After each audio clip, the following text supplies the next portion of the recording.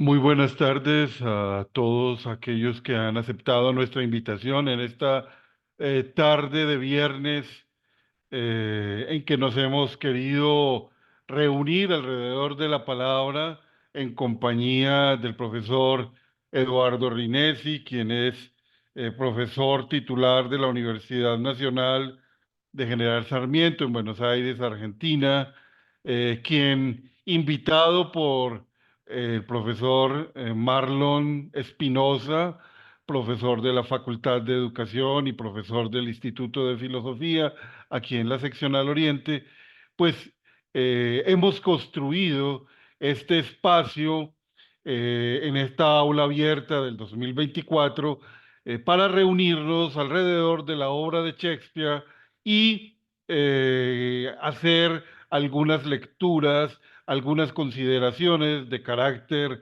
pedagógico.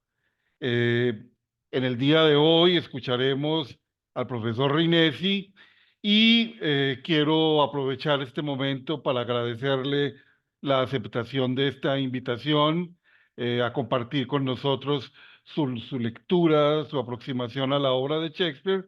Agradecerle en nombre de la Universidad de Antioquia, del Instituto de Filosofía y del Campus Oriente y contarles a todos aquellos que han aceptado esta invitación que el 20 de septiembre nos volveremos a reunir para hablar de los problemas generacionales, Shakespeare como nuestro contemporáneo, y el 4 de octubre haremos una aproximación al Rey Lear para hablar de las filiaciones malogradas y finalmente, el 18 de octubre hablaremos sobre Hamlet, de posesiones y exorcismos.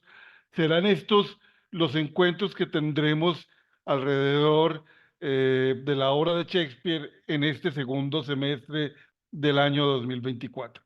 El aula abierta es una actividad de extensión solidaria en que queremos compartir con la universidad y con los universitarios y el público en general los trabajos de nuestros profesores, sus problemas de investigación y queremos construir también estas relaciones eh, institucionales para construir en conjunto mm, una comunidad académica que ponga sobre la mesa reflexiones pedagógicas que no se ocupen solo de temas que tienen que ver con el asunto escolar.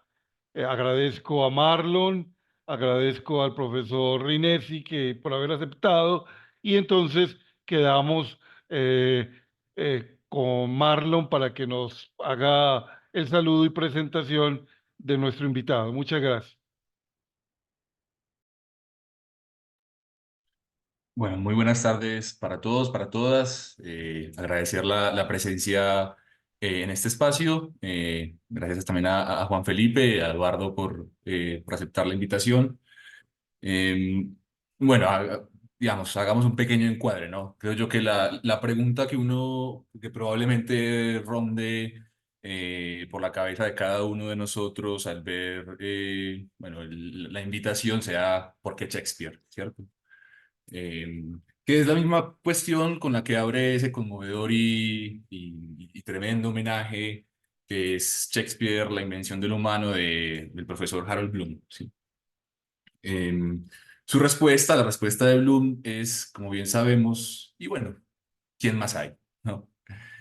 Condenada al ostracismo por vieja, aburrida, irrelevante y dura de roer, cancelada bajo el peso de acusaciones de antisemitismo, colonialismo, supremacismo blanco, incitación al travestismo y todo el etcétera que ustedes quieran.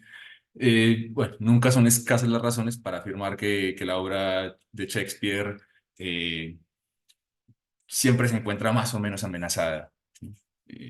Sin embargo, para nuestra fortuna, Shakespeare permanecerá y sobrevivirá incluso al más profundo envilecimiento de las instituciones, ¿sí? Que es el carácter precisamente de los grandes autores, las grandes obras de arte, y lo que hace a Shakespeare, por ejemplo, solamente comparable con la Biblia, ¿no? Es decir, hablando de su tiempo, la obra shakespeariana se dirige también a todos los tiempos, revela nuevas facetas, nuevos significados para cada época y muestra lo contemporáneo en lo intemporal, para decirlo de algún modo. Uno puede meter cualquier cosa, uno puede meter absolutamente cualquier cosa en Shakespeare y uno también puede estar seguro al mismo tiempo de que las obras iluminarán mucho más lo que uno meta ahí que ellas quedarían iluminadas por lo que uno pone, ¿no? No hay periodo histórico que no encuentre en él siempre unos problemas relevantes para su tiempo en toda la obra shakespeariana. Por supuesto, digamos, para lo que acá proponemos, adoptar la respuesta de Bloom sería una bartolatría, para decirlo de algún modo, absurda e insensata. Así que convendría, por supuesto, decir un par de cosas a propósito de la idea de aproximaciones pedagógicas, ¿sí? Podríamos decir lo siguiente, ¿cierto? Si la pedagogía es la disciplina encargada del estudio de la educación y de la formación, ello implica que inevitablemente se las tiene que ver, además de con muchas otras cosas, con las cuestiones relativas a la sucesión y el encadenamiento generacional. Porque siempre entre una generación y otra, como dice la profesora Diana Sperling, bueno, un salto pone todo en peligro y a la vez promete entre padres e hijos un abismo, que es la posibilidad de que precisamente esa sucesión no advenga, ¿no? Y aquí Shakespeare importa sobre todo porque es precisamente entre ese peligro y esa promesa, para decirlo de algún modo, que se mueve todo el tiempo su obra, ¿no? Algo bastante problemático aparece todo el tiempo como acechando la obra shakespeariana, eh, y las relaciones entre las generaciones precisamente. mm, Uno puede ir a las tragedias, uno puede ir a las comedias, uno puede ir a los romances, uno puede ir a los dramas históricos, ¿sí? Independientemente del género, siempre algo queda como con sabor amargo, ¿no?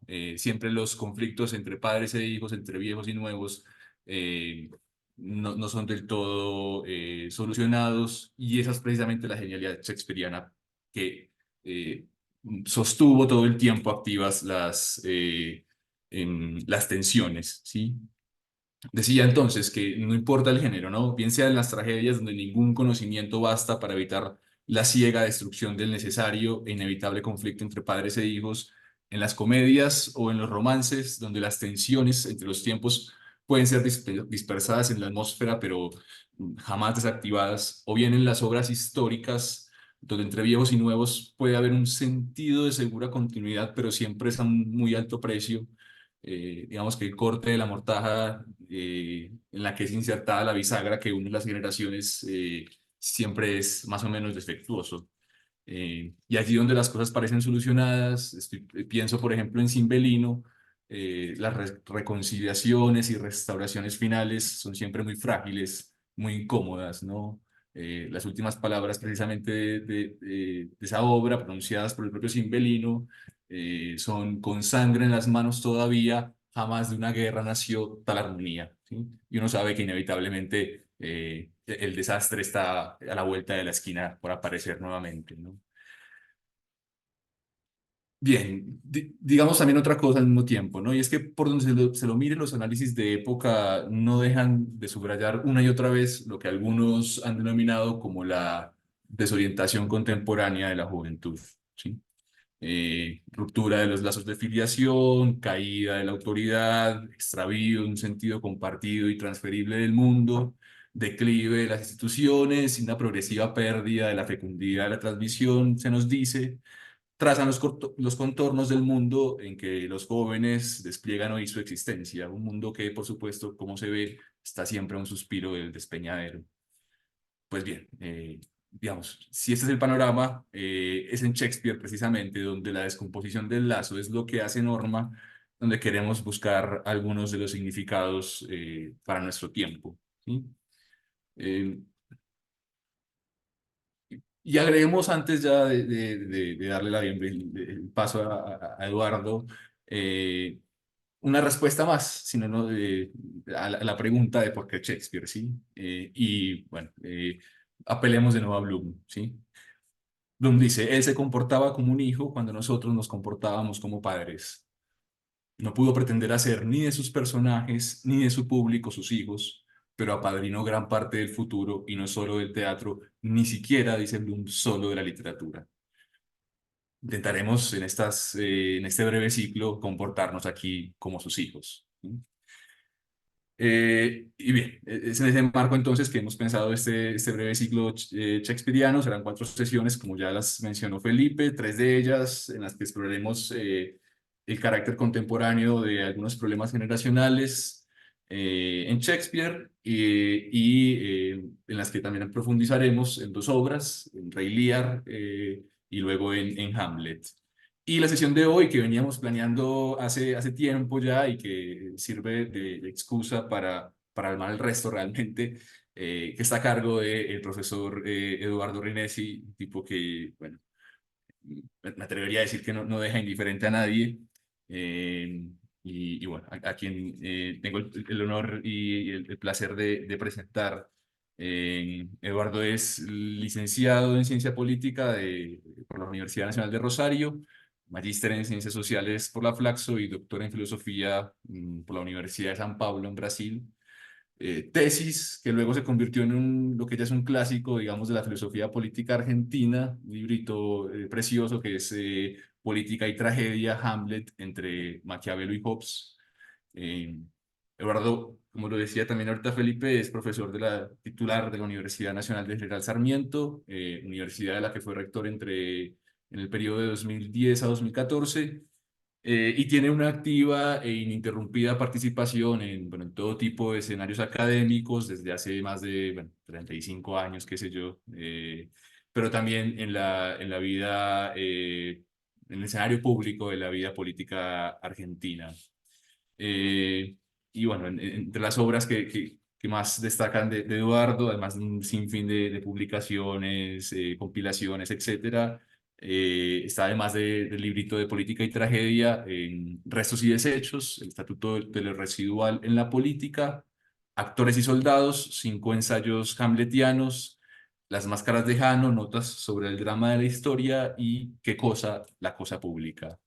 Eh, bueno, también mencionar, creo que, bueno, vos lo venís recordando, Eduardo, hace ya un tiempo, tu filiación con el gran Horacio González, en paz descanse. Y bueno, muchas gracias por estar acá, Eduardo. Adelante. Muchas gracias, Marlon. Muchas gracias por la amabilísima presentación y por el encuadre general del ciclo que acabas de hacer. Muchas gracias al profesor Juan Felipe por la invitación y a la universidad. Es una alegría poder participar de este ciclo que continuarán ustedes teniendo con Marlon, que viene estudiando estas cosas muy sistemáticamente y muy agudamente. De modo que envidio a todos los y las estudiantes que están presentes que van a poder escuchar las próximas clases de Marlon.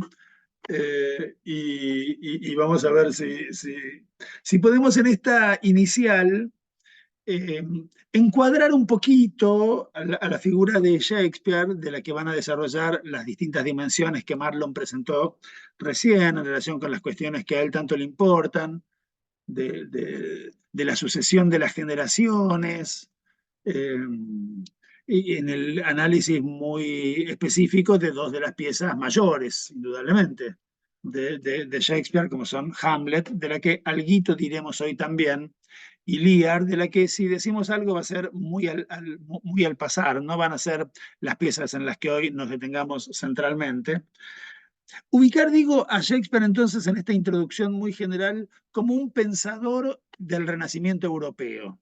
Me seducía esa idea cuando Marlon me invitó a participar de esta conversación, pensar a Shakespeare en el marco más general de eso que solemos llamar el Renacimiento europeo, ese momento fundamental en la historia cultural de Occidente, de crisis de un cierto mundo, de crisis de un cierto orden, de crisis de una cierta manera de entender la vida, las cosas, la historia, y de apertura de un tiempo nuevo. Son los años de lo que se llama a veces también, ¿no?, en ciertos terrenos de la historia de las ideas, la temprana modernidad, ¿no?, de la que indudablemente el pensamiento de Shakespeare forma parte en un campo muy específico de la vida cultural, que es el de la tragedia, el drama más en general, ¿no? Eh, pero que son géneros en los que Shakespeare produce una reflexión política, y me atrevo a decir teórica, sobre la política, que dialoga indudablemente con las grandes obras que solemos estudiar como clásicas del pensamiento político de aquellos siglos. La de Maquiavelo, la de Hobbes, las mencionó Marlon, y la de tantos otros autores que ahí dando vueltas entre el 16 y 17 construyen las grandes coordenadas en las que todavía hoy pensamos la política en esta parte del mundo.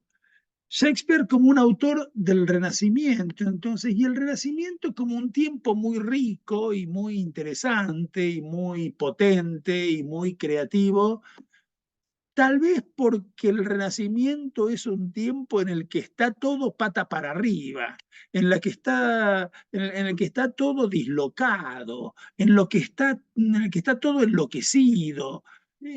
Nunca se insistirá demasiado sobre la fuerte deuda que tiene la obra de Shakespeare y su modo de pensar los problemas con la cultura típicamente medieval tardía y renacentista del carnaval, ¿no? Y siempre es bueno recordar ya a esta altura clásico texto de Mikhail Bakhtin sobre la época de François Rabelais, ¿no? Y su reflexión sobre el carnaval como ese tiempo en el que todo está patas para arriba, en el que todas las jerarquías están subvertidas. Shakespeare hereda esa manera de pensar las cosas. De hecho, en su precioso libro, Bakhtin dedica más de una página a pensar a Shakespeare allí, junto con los otros grandes pensadores y escritores europeos de aquellos siglos, con Cervantes, con Rabelais en Francia, como un pensador del dislocamiento de las cosas, del enloquecimiento del tiempo, del estar patas para arriba o cabeza para abajo del mundo,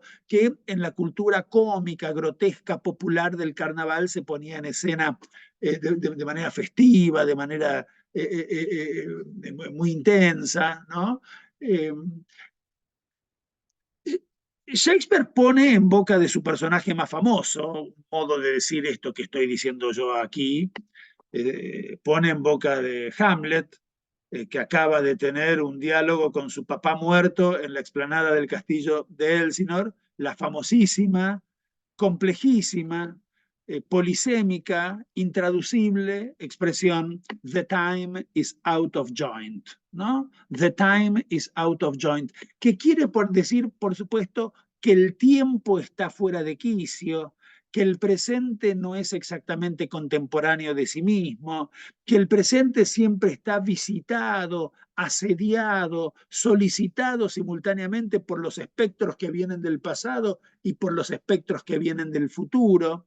Tema fundamental, en efecto, en Hamlet, y uno diría en Shakespeare en general, pero quiere decir algo más también. Sobre eso podríamos hablar un rato largo, sobre el desquicio del tiempo, sobre la no sucesión calma, sino el abigarramiento, para usar una palabra que viene de la gran sociología latinoamericana, ¿no?, de la obra de René Zabaleta Mercado, que pensaba las sociedades abigarradas exactamente como esas sociedades en las que hay como capas del tiempo distintas, superpuestas de modo no armónicos, de modo conflictivos. Hay un conflicto siempre en el presente entre esas solicitaciones simultáneas que dirigen a él el pasado y el futuro, las masas de los que ya no están y las masas de los que están por venir, como diría Elías Canetti, cuya idea sobre la masa es tan interesante porque no hay en Canetti una masa, hay por lo menos tres, ¿no? La masa de los muertos que pesa sobre nuestras conciencias como una pesadilla como decía el viejo y querido Carlitos Marx, la masa de los que somos contemporáneos de nuestros vecinos y que estamos vivos en el mundo, y la infinita masa de los que están por venir, pero ya dirigen sobre nosotros sus reclamos, sus exigencias, sus peticiones, ¿no? En Hamlet está todo eso, está el espectro del papá muerto, está el espectro del futuro rey de Dinamarca, que se llama Fortinbras, un nombre que no deja de ser una anticipación de Hobbes medio siglo antes de Hobbes, brazo fuerte, ¿no? Que viene a gobernar Dinamarca, pero que está dando vueltas por Europa, ¿no? Como dice Carlitos Marx en la primera frase del Manifiesto Comunista, un espectro recorre Europa. Bueno, Fortinbras es un espectro que recorre Europa viniendo del futuro y no del pasado, como el espectro del papá de Hamlet. Los espectros que vienen del pasado, dicho sea de paso, son también un gran tema de ese enorme lector de Shakespeare que fue Marx, que tiene una concepción esencialmente dramatúrgica de la historia. Marx tiene un problema allí, porque él querría ser un tranquilo y consciente hegeliano, querría poder tener una tranquilizadoramente progresista filosofía de la historia, pero se da cuenta que la cosa es más complicada, ¿no? Y que la historia no puede dibujarse como una flecha ascendente que dispara hacia el futuro, porque todo el tiempo el pasado que no deja de volver, el futuro que se anticipa, complican, ¿no? esa idea muy superficial, muy lineal, muy candorosamente optimista del tiempo. Si leemos el 18 Brumario de Luis Bonaparte, tenemos allí a todas esas generaciones muertas complicándole la existencia y conviviendo también con los vivos. Pero no querría ir por acá. Este es un tema enorme, es un tema precioso, es un tema que tiene enormes consecuencias para la filosofía política contemporánea. Por supuesto, es ampliamente recomendable el extraordinario trabajo de comienzos de los años 90 de Jacques Derrida, Espectros de Marx, ¿no? Sobre la presencia en la obra de Marx de ese tema, entonces perfectamente shakespeariano de los espectros, sobre la comprensión compleja del tiempo en Marx. Pero me gustaría sugerir que la frase "The time is out of joint", que es sin duda una reflexión sobre el tiempo, es más en general una reflexión sobre el conjunto de las cosas, sobre el mundo. Si yo tuviera que decir cuál es la mejor traducción de "The time is out of joint", diría que no es exactamente el tiempo está fuera de quicio, sino el mundo está fuera de quicio. Todo está desordenado, todo está patas para arriba, todo está cabeza para abajo, ¿no? Y uno no puede evitar pensar que hay allí una anticipatoria, una genialmente anticipatoria reflexión de Shakespeare sobre las características de la vida política inglesa en el siglo que se abre con su obra, que es el XVII, ¿no? Eso es muy característico de la literatura en general, de la de Shakespeare, que es extraordinaria en particular, su capacidad para anticipar elementos de la historia por venir, ¿no? A diferencia de la filosofía, que como dijo célebremente el maestro Hegel, levanta vuelo recién al atardecer, a diferencia de las ciencias sociales, que como dijo célebremente Durkheim, trabaja sobre los hechos, es decir, sobre lo que está hecho, es decir, sobre lo que ha sido hecho, ¿no? En Durkheim y en Hegel hay sendas interesantes reflexiones sobre que, para decirlo rápido, la sociología y la filosofía siempre llegan tarde al mundo, ¿no? Y esto no es un defecto que debamos criticarle, es su misma naturaleza. Trabajan sobre lo que pasó, digamos, y después de que pasó, y porque después de que pasó, eso que pasó se volvió pensable. La literatura, en cambio, de eso sabía mucho Harold Bloom, a quien mencionaba Marlon, la literatura es otra cosa, porque la literatura no trabaja sobre una materia ya conformada en el mundo, sino que olfatea en el aire de su tiempo tendencias y puede anticipar, si sabe leer bien esas tendencias, si sabe respirar bien esos aromas que llegan del futuro, ¿no? Y me viene a la memoria, ahora que lo digo así, una hermosa frase del gran Borges, cuando Borges todavía no era tan famoso, cuando era un joven escritor argentino, y hablando sobre la esperanza, ¿no? Dice una cosa preciosa, Borges, dice: bendita seas, esperanza, memoria del futuro, olorcito de lo porvenir, palote de Dios. Es muy lindo eso. Memoria del futuro, olorcito de lo porvenir, palote de Dios. Me quedo con la idea del olorcito de lo porvenir. El buen escritor es el que huele a algo y puede, por lo tanto, antes de que ese algo se concrete en la historia, describirlo a veces admirablemente, a veces mejor incluso que lo describirán después otros que tienen que esperar que ese algo llegue para poder describirlo. O alguien ha descrito mejor a un burgués que Shakespeare, el mercader de Venecia, cuando todavía no había burgueses así en Europa. ¿No? O alguien ha descrito mejor qué es lo que 50 años después que Shakespeare, Hobbes llamaría estado de naturaleza, ¿no? Mejor que esa situación de recelo recíproco, de incomprensión mutua, de temor generalizado, que es el palacio de Elsinore en Hamlet.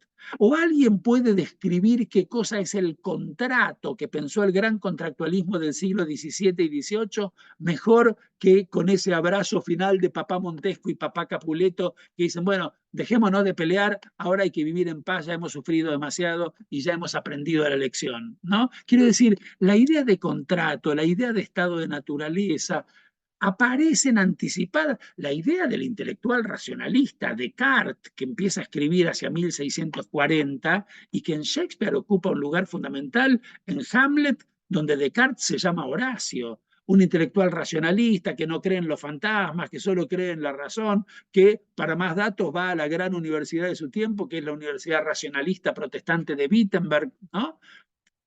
Horacio es Descartes 40 años antes de Descartes, y Elsinore es el estado de naturaleza 50 años antes del estado de naturaleza. Quiere decir, la literatura tiene esa capacidad para anticiparse a veces al futuro, y si eso es así, uno puede leer en la frase hamletiana "The time is out of joint" una anticipación de lo que será el mundo inglés de todo el siglo XVII, por lo menos hasta la Revolución del 88, digamos, ¿no? Que es un mundo patas para arriba, que es un mundo cabeza para abajo. Y ahí viene enseguida el recuerdo del título de ese hermoso libro de Christopher Hill, exactamente sobre las guerras civiles inglesas del siglo XVII, que se llama en inglés The World Turned Upside Down. Ha sido traducido al castellano como el mundo trastocado, upside down, ¿no? Cabeza para abajo, patas para arriba. Yo leí ese libro hace un cuarto de siglo, en portugués, vivía yo en Brasil en esa época, y en portugués ese libro tiene un título precioso, con una fórmula muy simpática del portugués paulista, se llama O Mundo de Ponta Cabeça. De Ponta Cabeça quiere decir cabeza para abajo, patas para arriba, el mundo carnavalizado, el mundo puesto al revés, ¿no? Ese es el mundo inglés del siglo XVII, ese es el mundo del Renacimiento y ese es el mundo en el cual piensa entonces Hamlet. Un mundo desordenado, un mundo deshonrado, un mundo donde los propios valores están puestos todo el tiempo en tela de juicio. Viene enseguida el recuerdo de la difícil problemática de los valores en la obra de Maquiavelo, ¿no? Y viene el recuerdo de los modos tan interesantes en los que en distintas lenguas fue traducida la expresión "the time is out of joint", ¿no? Que entre otras cosas ha sido traducida como "el mundo está deshonrado". Ahí hay una connotación moral en el out of joint, y si recordamos Hamlet, recordamos que Hamlet es un muchacho por completo moralista que está muy fastidiado con la pérdida de los valores en el mundo. Mi mamá, qué barbaridad, no habían pasado 3 meses que se había muerto mi papá y ya estaba corriendo a la cama con mi tío, ya no hay valores, es como una tía nuestra escandalizada moralmente, Hamlet, ¿no? Tiene una especie de moralismo medio insoportable. Entonces, está el tema de los valores, está el tema del trastocamiento de las cosas, de lo desordenado que aparece el mundo.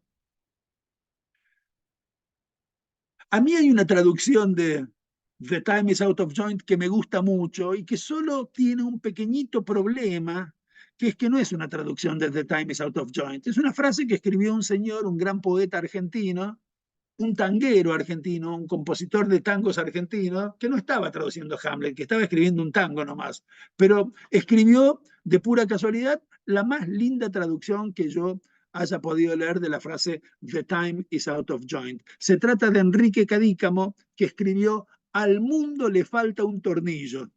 Yo no sé si esa expresión se usa en Colombia, en la Argentina se usa mucho. Al mundo le falta un tornillo, está todo mal, está todo dislocado, está todo loco, ¿no? La idea del out of joint es también la idea de la locura del mundo. Al mundo le falta un tornillo, está todo enloquecido, está todo mal. Ahora, fíjense qué interesante. Después de decir "the time is out of joint", el mundo está fuera de quicio, Hamlet, el príncipe Hamlet dice: "Oh, suerte maldita, que haya debido nacer yo para ponerlo en orden". Y uno tiene ganas de decirle a Hamlet: "Pará, Hamlet, bajá un poquito, bajá un cambio. ¿Quién te dijo que tuviste que nacer vos para poner el mundo en orden?". Hamlet es un megalómano adolescente insoportable, y los adolescentes y los megalómanos suelen suponer que todo lo tienen que hacer ellos, que tuvieron que nacer para arreglar el desorden del mundo. Y uno le podría decir: "No, querido, es más complicado arreglar el mundo. Anda a la universidad, organizate con tus compañeros, pónganse a estudiar, tienen que leer un montón de libros, hagan una organización política, funden un partido, y así, después de mucho trabajo, en una de esas empiezan a ordenar algo del mundo". Mira si lo vas a hacer vos. ¿Qué vas a hacer vos? Que sos un salame para ordenar el mundo, ¿no? En cambio, Enrique Cadícamo, el viejo tanguero argentino extraordinario, dice: "Al mundo le falta un tornillo", y agrega: "Que venga un mecánico a ver si lo puede arreglar". Es muy interesante esa frase también, porque Cadícamo no quiere arreglar el mundo. Cadícamo dice: "No, ya estoy viejo, yo quiero seguir tomando whisky y quiero seguir componiendo tango, mirá si me voy a poner a arreglar el mundo, ¿no? Que venga alguien que sepa". Bueno, a mí me parece, digo, para arrancar esta conversación por acá, que existe política, que hay política, que es posible y al mismo tiempo necesaria la política, porque el mundo está fuera de quicio. Si no lo estuviera, no habría política, porque no habría nada que arreglar, pero al mismo tiempo porque nos situamos en algún punto intermedio entre estas dos frases tan antipolíticas: la del megalómano Hamlet, que dice "todo lo tengo que hacer yo", y la del fiaca, del tanguero que quiere seguir tomando whisky y no tiene la menor intención de arreglar el mundo, que dice: "No, que venga alguien, que venga un experto, le pagamos". No, no, no, la política está entre esas dos cosas. La política es la actividad necesariamente colectiva que llevamos adelante cuando ni suponemos que todo lo tenemos que hacer nosotros, ni suponemos que lo mejor es que lo haga otro por nosotros. Cuando somos nosotros, con nuestras discusiones, con nuestras argumentaciones, con nuestra organización, con nuestras luchas, los que tomamos, ¿no?, nuestro propio destino colectivo entre las manos. Entonces, lo que digo es, me parece que en Shakespeare hay una reflexión muy sutil sobre lo que podríamos llamar las condiciones mismas para la política moderna. Shakespeare es un pensador fundamental para pensar la política, diría más en general, la tragedia, o mejor incluso el drama, ese género raro, ese género híbrido, ese género que mezcla elementos de la tragedia y elementos de la comedia, elementos en que, digámoslo así, para retomar las polaridades que planteaba Marlon, elementos de las formas en las que los viejos triunfan sobre los jóvenes, el pasado sobre el futuro, los muertos sobre los vivos. A eso lo podemos llamar tragedia, pero también, ¿no?, elementos de las resoluciones de los conflictos en las que los jóvenes triunfan sobre los viejos, los hijos sobre los padres, los vivos sobre los muertos. A eso lo podemos llamar comedia. Bueno, en Shakespeare todo eso está mezclado, ¿no? En Shakespeare todo eso está mezclado. Hasta las comedias más divertidas nos hacen pensar, hasta las tragedias más tremebundas nos hacen reír, porque Shakespeare inventó una cosa que está en el medio de la tragedia y la comedia y que articula todo eso de una manera muy original, y a lo que después el viejo maestro Hegel dio el nombre de drama, ¿no? Entonces, el drama es una herramienta conceptual utilísima para pensar la política, porque plantea el problema del conflicto, porque aparece porque el mundo está fuera de quicio y porque de algún modo hay que arreglarlo, porque se plantea el problema de los valores, del honor o del deshonor de las cosas, y hacemos política exactamente porque las cosas son así y porque queremos arreglarlas. Cuando pensé en presentarles a Shakespeare como un pensador del Renacimiento, pensaba en las dos grandes dimensiones que me parece que uno podría decir así de manera muy brutal, debemos ser necesariamente brutales para hablar sobre estas cosas en un rato tan corto, pero yo diría que hay dos elementos fundamentales que caracterizan al pensamiento político del Renacimiento. Uno, la recuperación de la vieja cultura clásica, griega y sobre todo romana, sobre todo romana. Sin duda que Grecia está muy presente en Shakespeare, está muy presente. Están presentes sus mitos, sobre todo están presentes sus mitos, sobre todo está presente Troya en Shakespeare. Yo diría, sobre todo están presentes los viejos mitos griegos en el conjunto del pensamiento del Renacimiento. No está tan presente la filosofía griega, ¿no? Que me parece que ingresa por la puerta grande a la historia de la filosofía occidental de la mano de los académicos alemanes del siglo XIX. No forma parte de los elementos fundamentales de la reflexión de los pensadores europeos del 13 al 18, ¿no? Para ponerles nombres propios, de Dante a Montesquieu, las referencias para pensar la política son Roma, mucho más que Grecia. De Grecia aparecen los mitos, de Grecia aparece Troya, de Grecia aparece la Ilíada, y aparece la historia de Troya narrada en la Ilíada, pero también después en Virgilio en la Eneida, es decir, la versión latina de aquella guerra de Troya. Todo eso está muy presente en Shakespeare, sin duda. Está presente en Venus y Adonis, está presente en Timón de Atenas, está presente en Pericles, príncipe de Tiro, y está presente en diversas reflexiones y en diversas alusiones, ¿no? Donde algo del pensamiento griego, de la mitología griega, aparece. Quizás para indicar por ahora solo un lugar donde el gran mito griego de la guerra de Troya aparece con una fuerza muy interesante, no en la versión que nos narra Homero, sino en la versión que nos narra Virgilio en la Eneida, podemos volver un momento nomás a Hamlet. Cuando llegan al palacio de Elsinor los actores que Rosencrantz y Guildenstern encontraron por los caminos y que les llevan al príncipe para que lo diviertan, porque el príncipe está de mal humor, está triste, está melancólico, y dicen, che, a ver qué hacemos con este muchacho, contratemos unos actores para que actúen para él. Hamlet, que es amigo del primer actor de la compañía, lo recibe, le da un abrazo, le dice, mi viejo amigo, qué bueno que estés acá en el palacio, te vamos a hacer actuar esta noche o mañana. Mientras tanto, dame ya una muestra de tu habilidad, recítame algo. Y el actor le pregunta, ¿qué queréis que os recite, mi señor? Y Hamlet dice, recitame ese parlamento inspirado en la Eneida de Virgilio, que te escuché una vez en la ciudad en el teatro y que me gustó mucho, que es el episodio en el que el guerrero Pirro toma venganza por la muerte de su padre, asesinando al rey Príamo, mientras mira la escena, horrorizada y dolorida y llorando a mares, la reina Hécuba, la mujer del rey Príamo que está siendo asesinado. Y entonces el actor que recuerda el Parlamento lo dice de memoria, ¿no? En el medio interrumpe el estúpido de Polonio, que son siempre muy graciosas las interrupciones de Polonio, siempre dice tontería, Hamlet lo reta, y nervioso frente a esa interrupción de Polonio, Hamlet lo apura al actor para que llegue al punto del relato que a él le importa y dice, vamos, vamos, a Hécuba.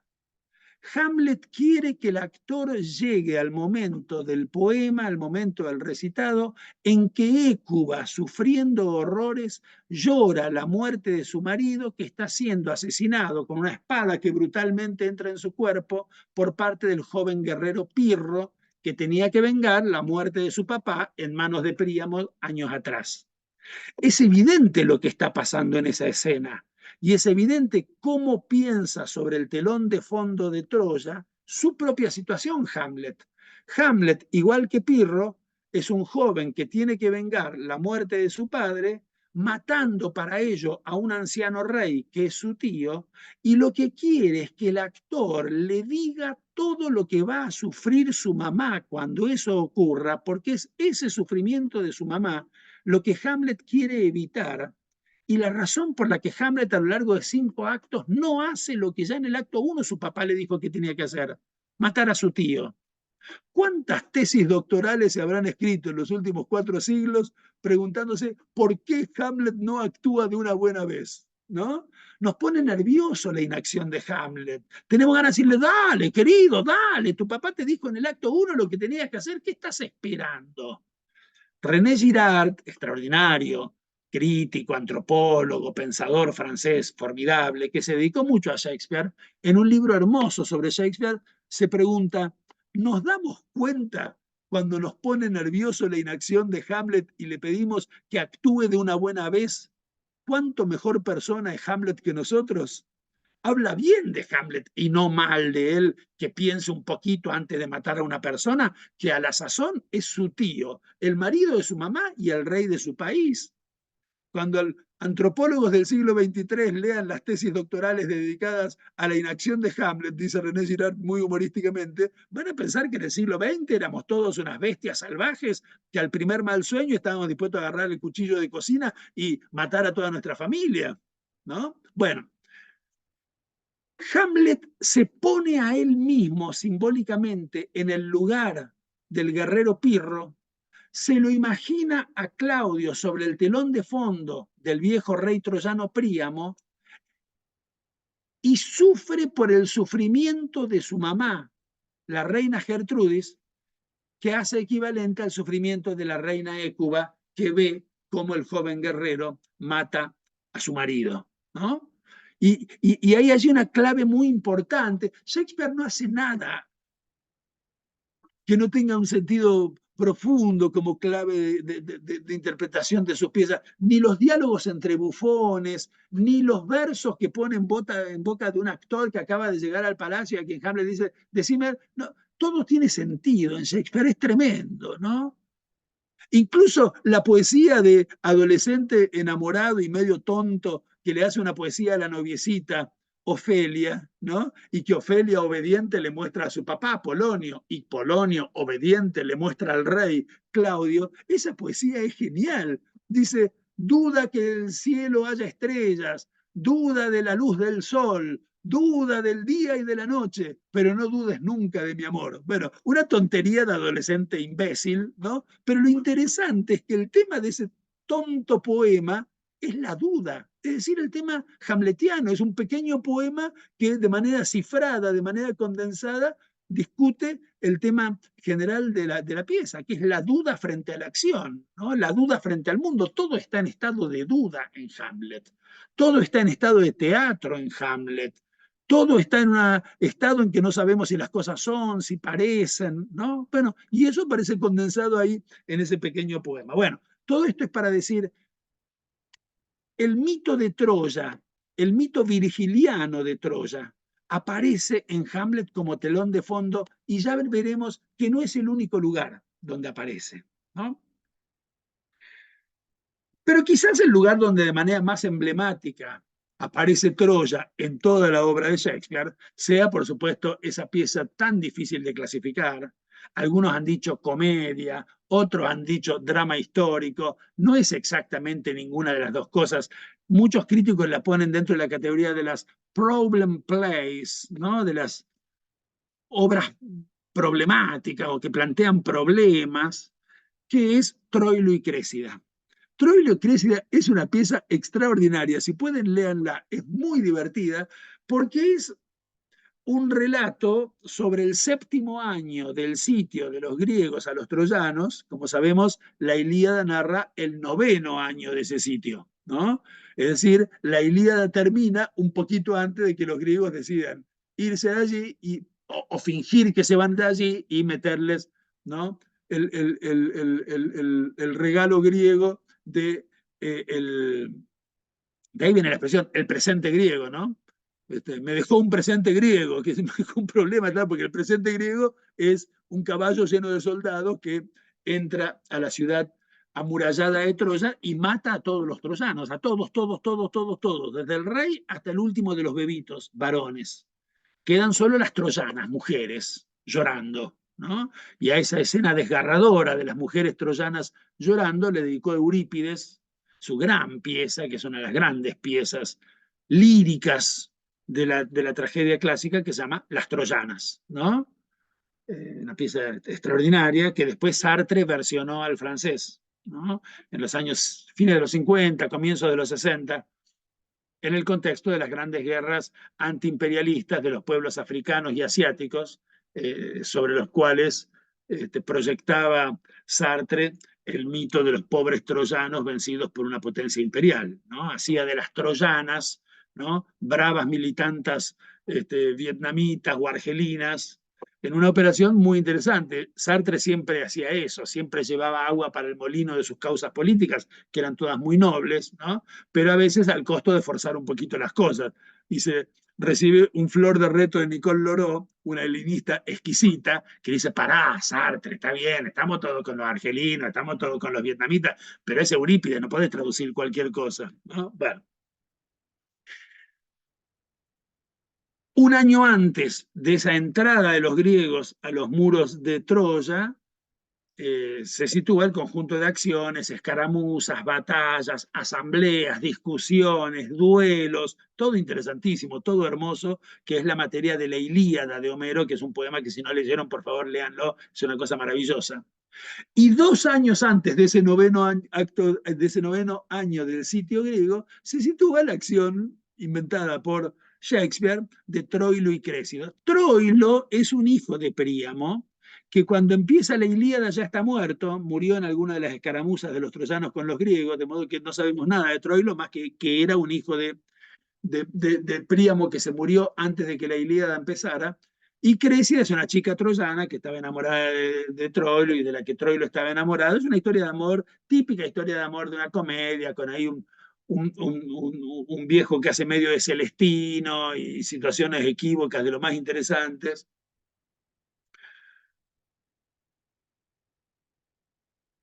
El mito de Troilo y Crécida es un mito que andaba dando vueltas por Europa ya desde los siglos del medioevo, y de hecho hay una famosa versión anterior de Troilo y Crécida en la que Shakespeare recoge inspiración, que es la de Chaucer, ¿no?, quizás el primer gran poeta de lengua inglesa.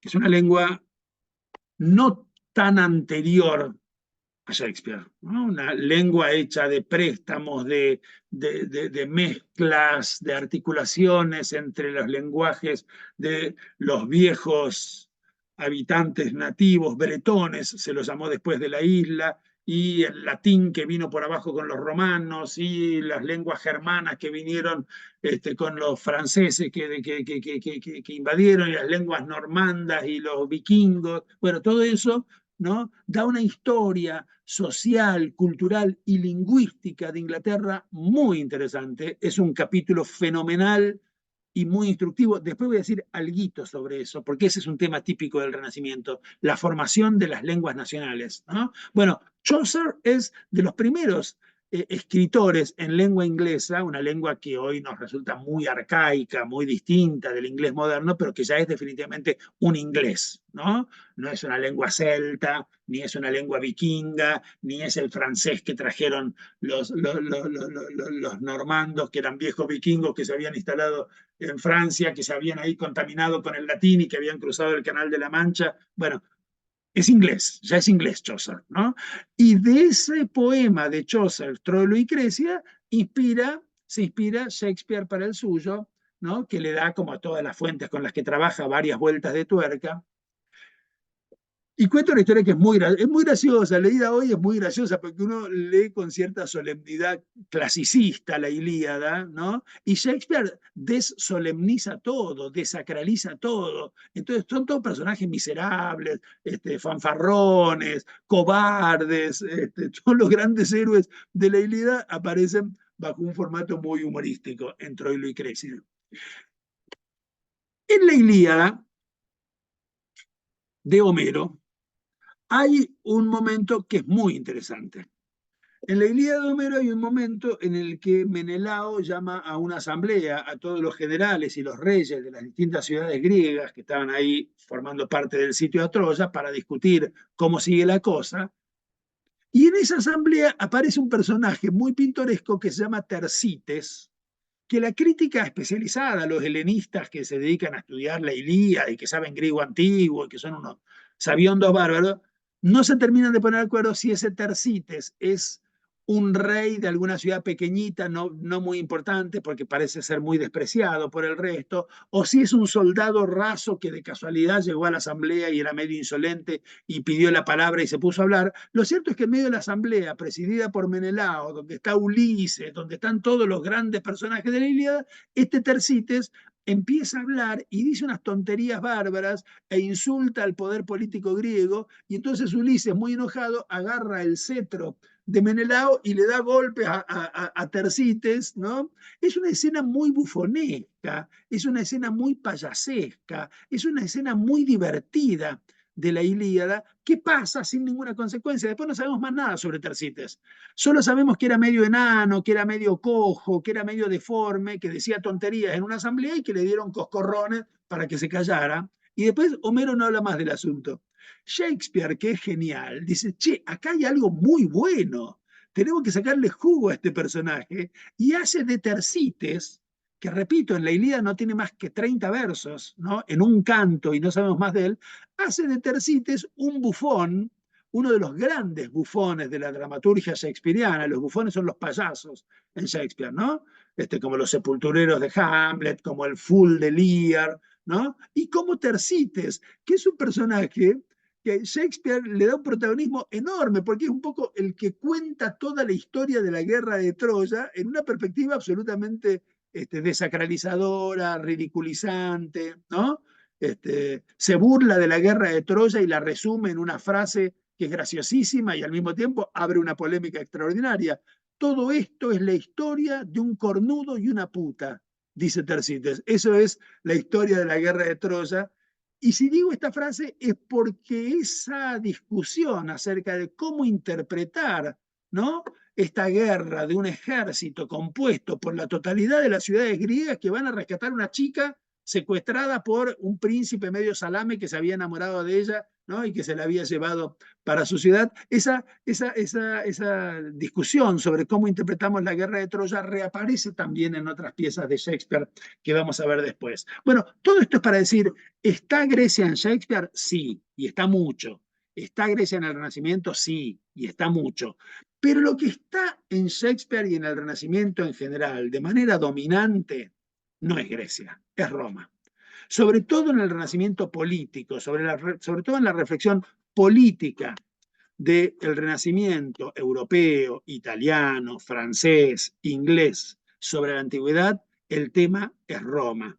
Recordemos a Maquiavelo, ¿no?, que escribe los discursos sobre la primera década, es decir, los primeros 10 libros de Tito Livio, la historia de Roma de Tito Livio, la gran historia republicana de Roma que lee Maquiavelo y con la que construye su interpretación extraordinaria de los 5 siglos de República Romana. Recordemos los anales de historia de Roma de Tácito, que en cambio es lo que elige leer Thomas Hobbes, un siglo y medio después de Maquiavelo. Un siglo, porque es un texto muy juvenil de Hobbes. Están los discursos histórico-políticos, su discurso sobre los inicios de los anales de historia de Roma de Tácito. Eso es muy interesante. Maquiavelo, que es un republicano, va a leer Roma de la mano de Tito Livio. Hobbes, que es un ordenancista, va a leer Roma de la mano de Tácito, que es el que estudia la guerra civil posterior al asesinato de Julio César y el encumbramiento después de esa guerra civil de Octaviano, investido después de todos los poderes bajo la figura del primer emperador César Augusto, que es el personaje que le gusta a Hobbes, porque Hobbes está escribiendo en Inglaterra en medio de una guerra civil tremenda y dice, ¿cómo salimos de esta guerra civil? Bueno, nosotros también necesitamos nuestro Octaviano, nosotros también necesitamos nuestro César Augusto, nosotros también necesitamos nuestro Leviatán. Hobbes lee muy intencionadamente la historia antigua de Roma para pensar en la política de su propio país, Inglaterra, igual que Maquiavelo, lee muy intencionadamente la historia de Roma para pensar en clave republicana la historia de su país, que es Italia, ¿no? Los dos grandes pensadores políticos del Renacimiento europeo, Maquiavelo y Hobbes. Maquiavelo, autor de la primera gran teoría política moderna de la acción, y Hobbes, el teórico de la primera gran teoría política moderna de las instituciones, del poder y del Estado, se inspiran en Roma, en distintas interpretaciones de... Ah, perdón, ¿se escucha bien, Marlon? Hay alguna compañera dice que está escuchando mal. Ah, bueno. No, entonces Laura, me temo que sos vos. Bueno, Sí, yo te estoy escuchando perfecto. perfecto, perfecto. Bueno, eh, Roma entonces como gran objeto de reflexión filosófica por parte de los pensadores del Renacimiento, y allí sobre todo un hecho fundamental, muchas cosas sin duda en Roma, pero hay un hecho fundamental, que es el asesinato de Julio César. El asesinato de Julio César en 44 a.C. es indudablemente el hecho político más importante de la antigüedad, ¿no? Es el gran asesinato de un gran líder popular amado por su pueblo, en nombre de argumentos republicanos por un grupo de jóvenes, ¿no?, de la élite senatorial romana, que dicen y se dicen, no es que Julio César sea un tirano, de hecho no lo es un líder amado por su pueblo que no ha cometido ningún pecado de los que asociamos con la idea de tiranía. Pero el pueblo lo ama tanto que puede sentirse tentado a convertirse en un tirano, y ese riesgo es tan grande que conviene matarlo preventivamente. Y le llenan entonces la panza de puñales por las dudas, no vaya a ser que se convierta en un tirano. Ese asesinato, ese magnicidio, es el hecho político más importante de la historia de Roma y está muy cerquita del fin de la historia de Roma, de la guerra civil que se desata como consecuencia de ese asesinato y de la resolución de esa guerra civil con la llegada de Octaviano, ahora como emperador. Y en un sentido importante, toda la discusión filosófica política del Renacimiento gira en torno a las interpretaciones sobre el asesinato de Julio César. Leí hace unos años, habrá salido hace unos 10, un gran libro de un filósofo francés que se llama Thierry Sol. Creo que no es un tipo famoso. Sospecho que debe ser un tipo relativamente joven. El libro tiene una pinta bárbara de ser una tesis doctoral. Tiene ese tipo de erudición y de aparato y de citas y de rigor, ¿no?, propio de una tesis doctoral muy entusiastamente desplegada. Y el libro se titula Había que matar a César. Fallait-il tuer César? Había que matar a César. Y el subtítulo es La teoría política italiana de Dante a Maquiavelo. Y en efecto, el tipo estudia toda la discusión filosófica política en Italia del 13 al 16, ¿no?, en torno a las distintas respuestas que había recibido esa pregunta. ¿Estaba bien o estaba mal matar a Julio César? ¿No? Bueno, entre Maquiavelo y Hobbes, Shakespeare. Y Shakespeare, en efecto, pensó mucho y le dedicó a Roma un ciclo, como suele decirse, un ciclo histórico. Shakespeare escribió 2 ciclos históricos, dentro de un ratito voy a decir cuál fue el segundo. Un ciclo histórico compuesto por 4 obras en las que Shakespeare da cuenta del conjunto de la historia política de Roma. Esas 4 obras son un poema extraordinario que se llama La violación de Lucrecia y 3 tragedias que son Coriolano, Julio César y Antonio y Cleopatra. No tenemos tiempo de considerarlas como deberíamos, son 4 obras exquisitas, les pido que las lean.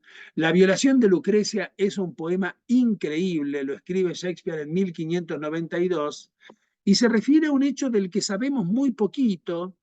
Cuenta algo por ahí Ovidio, cuenta algo por ahí Tácito. Tácito, que es el que nos informa un poquitito más, le dedica al asunto 2 o 3 párrafos, no más, Maquiavelo y Hobbes los discuten en sus respectivos trabajos sobre la historia romana y le dedican muy poquito lugar porque no sabemos nada, no tenemos ningún dato cierto sobre la violación y el suicidio de esta chica. Lucrecia es una chica que vive en el siglo VI a.C., esto es, a comienzos del 6 a.C., 590 y pico antes de Cristo, viejísimo, cuando gobierna Roma el que va a ser el último de sus reyes. Recuerdan que aprendíamos en la escuela secundaria que Roma había tenido un periodo monárquico, 7 reyes, los primeros solo tenemos mitos y ningún dato histórico cierto, ¿no? Incluyendo a Rómulo, Remo, la loba y todo eso. Bueno, todo eso parece medio un cuento chino.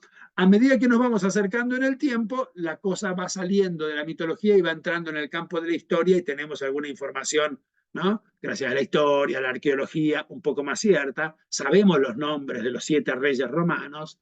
El último se llamaba Tarquino y lo apodaban el Soberbio porque era muy odioso, era muy antipático, gobernó bastante tiempo, llegó al trono de un modo escasamente deportivo, matando a toda la familia de su antecesor, menos a un muchacho que era el sobrino de Tarquino, porque el antecesor de Tarquino era familiar de Tarquino, era de hecho el cuñado o algo así, creo que era el cuñado. Y un sobrino de Tarquino, vean ustedes qué interesante, decide, para no parecer peligroso y para por lo tanto salvar su vida, hacerse el loco y de ese modo salva en efecto su vida. Un sobrino del rey que decide hacerse el loco. Es extraordinario. Eso pasó en efecto en la historia romana, ¿no? Y pasó después en un famoso mito danés del siglo XII, que después de 1000 traducciones del danés al latín del francés a inglés, nos dio Hamlet. En ambos casos tenemos un sobrino del rey que se hace el loco y que trama su venganza contra el rey que mató a su familia.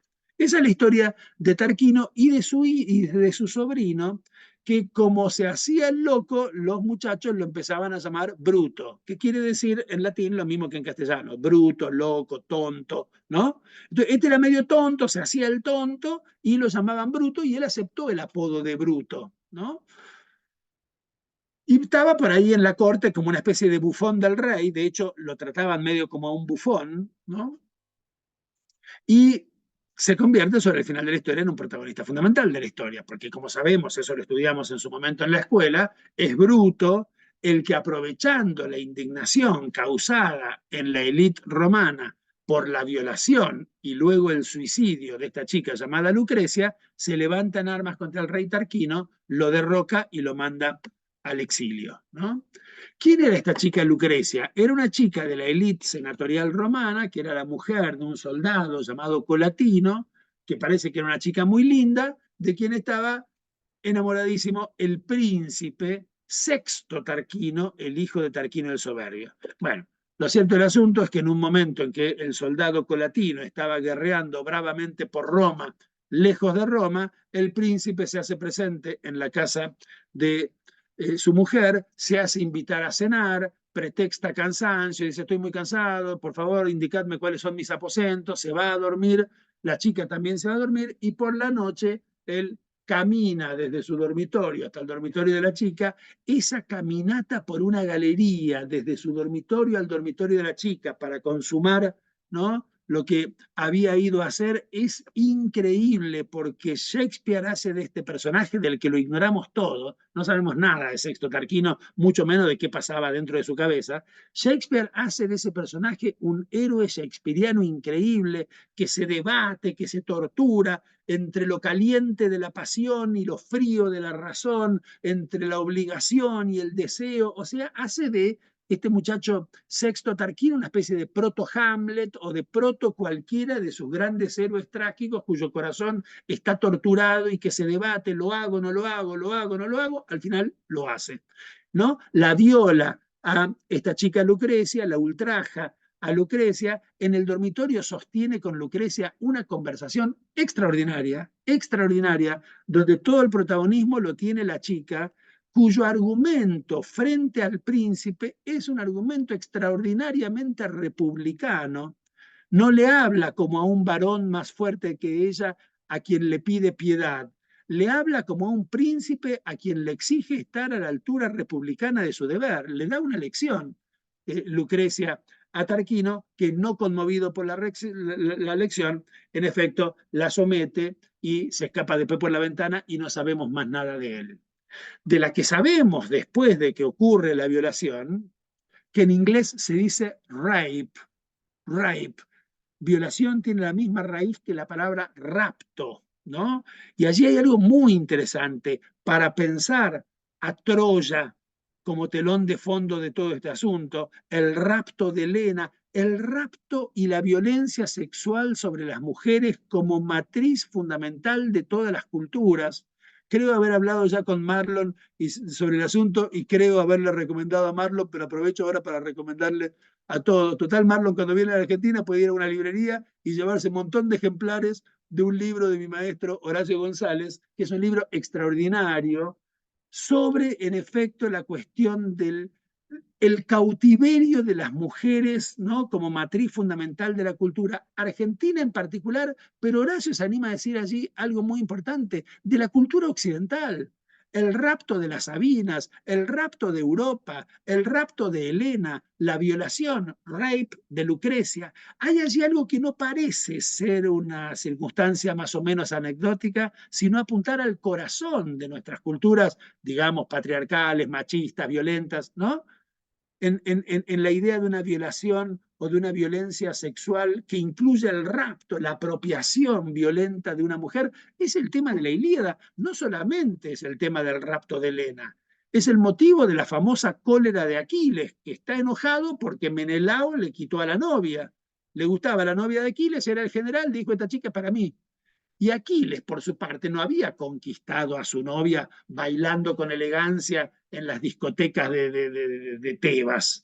Se la había afanado, la había robado en alguna de las trapisondas de estos ejércitos conquistadores. Es decir, las mujeres como objeto de conquista, de rapto y de violación. ¿No? Todo Troilo y Crécida, ¿no? Da vueltas alrededor de esa idea. Me parece que allí hay una cosa para pensar que no tenemos tiempo de desplegar aquí con el detalle necesario, pero me parece que es un tema fundamental en la violación de Lucrecia.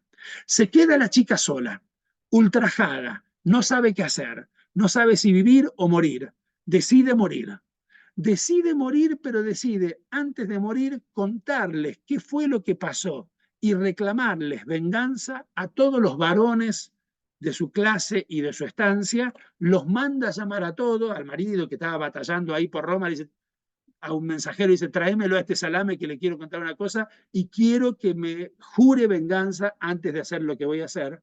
Los pone a todos en semicírculo, les cuenta qué va a hacer, agarra una daga que estaba escondida en su vestido y se la clava frente a todo el mundo en un suicidio extraordinariamente corajudo, extraordinariamente violatorio de las normas literarias de la época en relación con cómo se suicidan los varones y cómo se suicidan las mujeres. Eso es interesantísimo, pero es para hablar en otra ocasión. Hay mucha literatura escrita sobre el tema de los suicidios viriles y de los suicidios femeninos en la época de Shakespeare y en la obra de Shakespeare, que conociendo bien las convenciones teatrales de su época, se ocupa de violarlas a todas. Casi siempre, a veces las respeta, ¿no? La respeta, por ejemplo, con Ofelia, cuyo suicidio es paradigmáticamente femenino, por dos razones. Porque ocurre off stage, fuera del escenario, y porque es un suicidio por inmersión. Es casi como si Ofelia no fuera el sujeto de su propia muerte, que es el agua. Las mujeres se suicidan por ahorcamiento o por inmersión en el teatro de la época y en general no las vemos morir. Nos llega por un mensajero el relato de que han muerto, que es el caso de Ofelia que nos cuenta Gertrudis.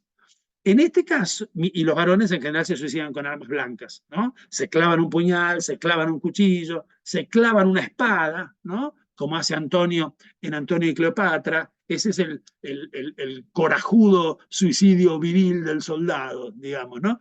Shakespeare conoce bien estas convenciones, pero se burla de ellas también todo el tiempo.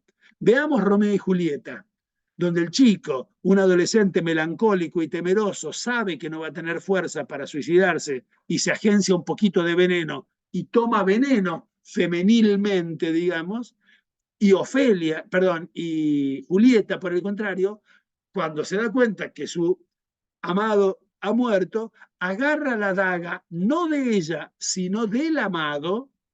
Las connotaciones sexuales del asunto son más o menos evidentes y no necesitamos explicitarlas. Agarra la daga de Romeo y se la clava y se muere de ese modo. Hay así, en ese doble suicidio on stage, una doble violación de las convenciones teatrales de la época respecto a cómo se suicida la gente, ¿no? Bueno, podríamos hablar mucho sobre el suicidio de Shakespeare, porque la obra de Shakespeare está llena de suicidios, todo el mundo se suicida, ¿no? A veces de manera bastante grotesca, a veces de manera incluso humorística. El suicidio de Bruto nos hace reír en medio de una situación tremenda. El tipo está derrotado, humillado, su ejército ha perdido la batalla y Bruto trata de suicidarse y no puede, claro, es muy difícil matarse con una espada. Traten ustedes de matarse con una espada. Nuestros bracitos suelen ser mucho más cortos que las espadas que son larguísimas. ¿Cómo hace para matarte? ¿No? Entonces Bruto, que no logra matarse con su espada, le pide a uno de sus soldados que lo mate. Y el soldado dice, está loco, señor, no, jamás lo voy a matar. ¿No? Y termina negociando con dos que le sostengan la espada fuerte y él salta sobre la espada. Es un paso de comedia, es un paso bufonesco, es absolutamente payasesca. La muerte del gran héroe de esa pieza, ¿no? Shakespeare hace esas cosas, Shakespeare nos hace reír en los momentos más insólitos, ¿no? ¿Por qué hay en Shakespeare finalmente una matriz cómica de fondo? Esa es la tesis de una tipa interesantísima que se llama Snyder de apellido, que dice, dejemos de preguntarnos cómo Shakespeare mete elementos cómicos en sus tragedias. Es al revés.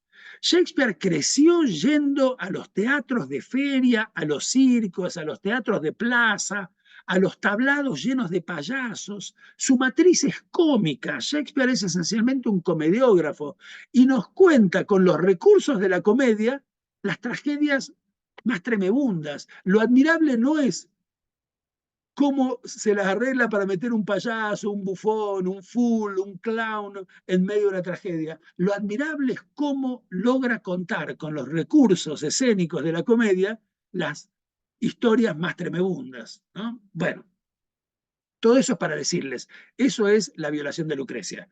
La chica se suicida frente a todo el mundo y en esa situación de confusión, el marido llora, el padre de la chica no sabe qué hacer, Bruto sale del closet y dice, bueno, ya está, no me hago más el loco, ¿saben qué? Estaba fingiendo, ahora voy a liderar una conjura, un levantamiento militar contra el rey y lo vamos a sacar de Roma. Y en efecto, Tarquino el Soberbio es expulsado de Roma, termina muriendo años después en el exilio, no sin intentar volver un par de veces. De todo eso nos habla Livio y nos habla Maquiavelo, ¿no? Bruto es uno de los primeros cónsules de Roma porque se inicia la república bajo el formato bien aristocrático del consulado, ¿no? Ya no hay reyes, hay ahora dos cónsules, hay un senado, el pueblo, si te he visto no me acuerdo.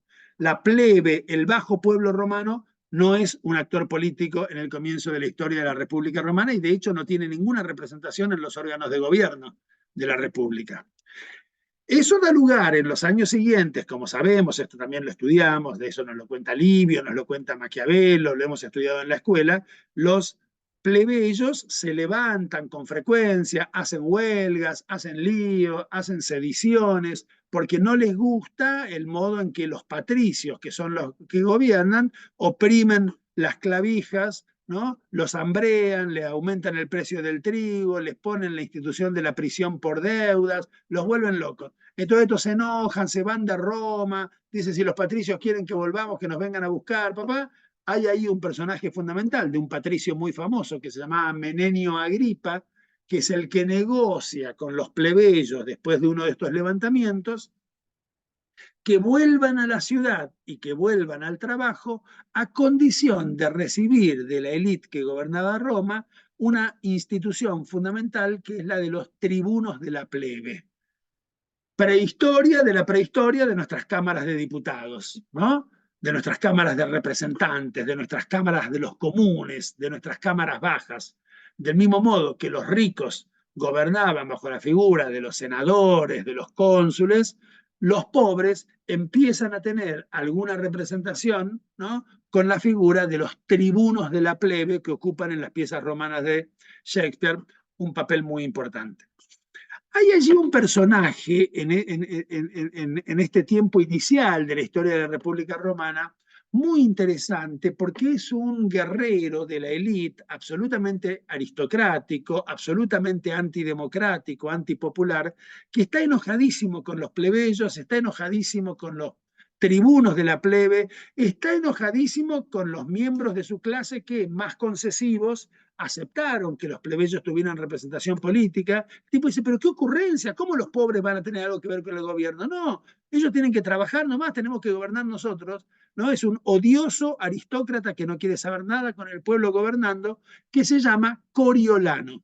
Se llama Coriolano porque una de sus hazañas militares fue haber conquistado para Roma la ciudad enemiga de Corioles, que desde entonces es romana, y entonces le habían puesto ese apodo a manera de homenaje. Coriolano se pelea con la plebe romana, se pelea con los propios patricios romanos por haber sido tan concesivos con la plebe, y al final tanto se pelea, tanto insulta a unos y a otros, que el Senado de Roma lo expulsa a Coriolano de Roma. Expulsa a un héroe militar de Roma, de su ciudad, de tan insoportables que se les hacía la arrogancia antirepublicana de este personaje, que termina sus días, en efecto, en el exilio. Todo esto lo sabemos por la historia, todo esto lo cuenta Tito Livio, todo esto lo cuentan los viejos historiadores romanos, y con esa historia Shakespeare escribió otra tragedia formidable. Se llama Coriolano, es una tragedia muy interesante, si pueden léanla, si pueden hacer el ejercicio de leer los capítulos que Maquiavelo dedica de su análisis de Tito Livio a estos episodios y después leer la pieza de Shakespeare, es un ejercicio muy lindo. Por supuesto, Shakespeare, como siempre, no es fiel a la historia, cuenta la historia un poco como un sueño, ¿no? Esto es con desplazamientos, con condensaciones, ¿no? Bueno, como soñamos, ¿no? Juntamos hechos, que dos hechos distintos se nos aparece como uno solo, una persona que es una aparece como siendo otra, bueno, esos mecanismos que estudió Freud.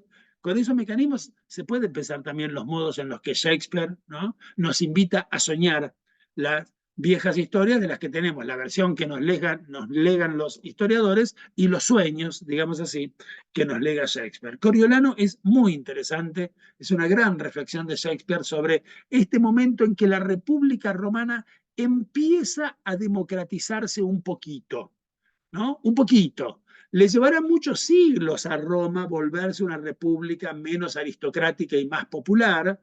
Si recordamos algo de la historia de Roma, recordamos que hay allí un partido aristocrático del Senado, donde están las élites, siempre muy odiosas y siempre muy antimayoritaristas, y hay unos partidos populares que van, a medida que Roma se va desarrollando, que el pueblo va creciendo, van tomando creciente importancia. Y algunos líderes populistas, ¿no?, que se pelean a veces entre sí, como es el caso de Pompeyo y de Julio César, que como 4 siglos después de este episodio de Coriolano, la historia romana es muy antigua, son 5 siglos en total, batallan entre sí, termina ganando César, ¿no?, que se convierte en el líder popular muy amado por su pueblo, conquistador de las Galias. Ya Roma está grande, ya Roma quiere salir de sí misma, ¿no? Como dice Hegel en las lecciones de filosofía de la historia, ya Roma sabe que su destino es conquistar Europa y el mundo, y ahí hay un problema, porque no se conquista Europa ni el mundo con buenos modales republicanos.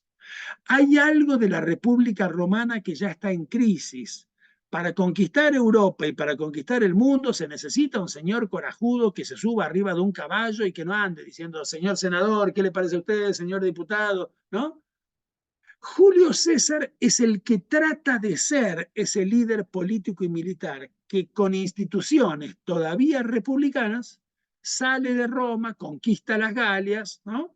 El problema es que cuando vuelve de las Galias a Roma, esta muchachada de la élite republicana dicen, este tipo es muy peligroso, llenémoslo de cuchillos, y lo matan. A ese episodio Shakespeare destina una de sus tragedias más famosas, que es Julio César. Lean, por favor, Julio César, es bárbara. Es una tragedia al mismo tiempo muy importante y muy sencilla. El actor que en la época de Shakespeare la representaba el papel central de la pieza, que por supuesto es el papel de Bruto, no el de Julio César, ¿no? La pieza se llama Julio César porque había una convención en función de la cual las piezas tenían el nombre del personaje político más importante, del rey o del líder, ¿no? Pero el personaje es Bruto. A Bruto, sus amigos lo quieren convencer de liderar una conjura y de matar a César, y Bruto duda, no sabe, porque lo quiere a César, pero al mismo tiempo, bueno, la República. Es decir, es el drama de Hamlet. El actor que representaba el papel de Bruto es el mismo actor, se llamaba Richard Burbage, que 2 años después representaría Hamlet. Y el papel es el mismo, un muchacho noble, muy apreciado por todo el mundo, que sabe que tiene que hacer una cosa que moralmente le repugna. Y entonces duda, vacila, no sabe, ¿no? La diferencia es que Hamlet vacila mucho y no actúa sino hasta el final, mientras que Bruto vacila pero poquito. Ya a comienzos del acto 2 se ha decidido y en el acto 3 Julio César es historia. Y si la historia de Hamlet nos cuenta los problemas que trajo la indeterminación, la irresolución de Hamlet, la historia de Julio César nos cuenta los problemas que trajo la precipitación de Bruto, que es la guerra civil, la guerra de todos contra todos en Roma, después de la cual llega montado arriba de un caballo blanco el joven, brillante militar Octaviano, que se convertirá en emperador de Roma y que, para máxima ironía de la historia, será designado a partir de entonces como César.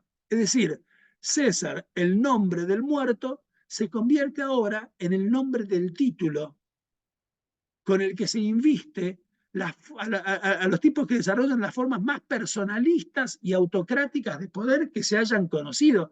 Si, como dice Maquiavelo y como dice Max Weber, a los hombres en la historia hay que juzgarlos no por sus intenciones, sino por los resultados de sus actos, y lo menos que podemos decirle a Bruto y a Casio y a Casca y a esa muchachada de viejos, le salió mal esto.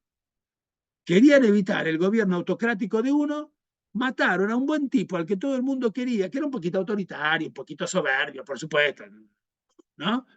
Pero lograron, miren lo que lograron, que Octaviano se convierta en César, se convirtiera con el nombre del muerto en emperador, la forma más personalista y más autocrática de poder. No le salió bien la cosa. Hegel dice así en las lecciones de filosofía de la historia una cantidad de cosas muy interesantes. Dice que haya llegado Octaviano bajo la forma de César Augusto revela que el gobierno autocrático de uno solo era ya una necesidad en Roma. No era un capricho soberbio de Julio César, era una necesidad objetiva de Roma. La historia se repite, dice Hegel, 2 veces, y la segunda vez confirma la inevitabilidad, la necesariedad de lo que estaba escrito en la primera. Si a Julio César lo hubieran matado y después hubiera venido una república formidable, una podría decir, qué ocurrencia este Julio César que quería ser un líder autoritario. Como a Julio César lo mataron y después vino un Julio César reforzado, ¿no?, en su autoritarismo y en su personalismo, lo que dice Hegel es, esa repetición demuestra que el gobierno autocrático de uno era necesario. Bueno, léanse Julio César, es una pieza extraordinaria, es una pieza muy simple, mucho más simple que Hamlet, mucho más simple que otras piezas de Shakespeare, pero es una pieza muy importante porque es la pieza en la que Shakespeare se anima a agarrar por las astas el tema político más importante de la antigüedad romana, que es el asesinato de Julio César, ¿no? Y después el ciclo romano de Shakespeare termina con una pieza extraordinaria, formidable, polifónica, de las más complejas, de las más hermosas de todo Shakespeare. Yo creo que son las piezas más lindas de Shakespeare, que es Antonio y Cleopatra. Una gran reflexión sobre la relación entre Occidente y Oriente. Antonio y Cleopatra es como decir Roma y Egipto, Europa y Oriente, el poder y el exotismo, el trono y el amor, ¿no? Es una anticipatoria presentación de los grandes temas que después aparecerán ¿no? Como reflexión sobre la relación entre Occidente y Oriente, en las cartas persas de Montesquieu, en toda la obra de Hegel, en toda la obra de Marx, en toda la obra de Gramsci, que también distinguía a Occidente y Oriente, ¿no? Me parece que hay allí un tópico que arranca mucho antes, arranca en la Ciropedia de Jenofonte, ¿no? Para no decir que arranca quizás en la Ilíada de Homero, ¿no? Cómo Occidente piensa a Oriente como su otro, un otro exótico, un otro bárbaro, un otro peligroso, pero también un otro seductor. Aquí el gran líder político de Occidente, Antonio, y la gran lideresa política de un Oriente exótico y fascinante, Cleopatra, se enamoran uno de otro y esa pareja son las parejas más extraordinarias de todo Shakespeare. Es un poco la versión de la vejez de Shakespeare que escribe Antonio y Cleopatra ya siendo él grande, del romance juvenil que había escrito él mismo siendo joven de Romeo y Julieta.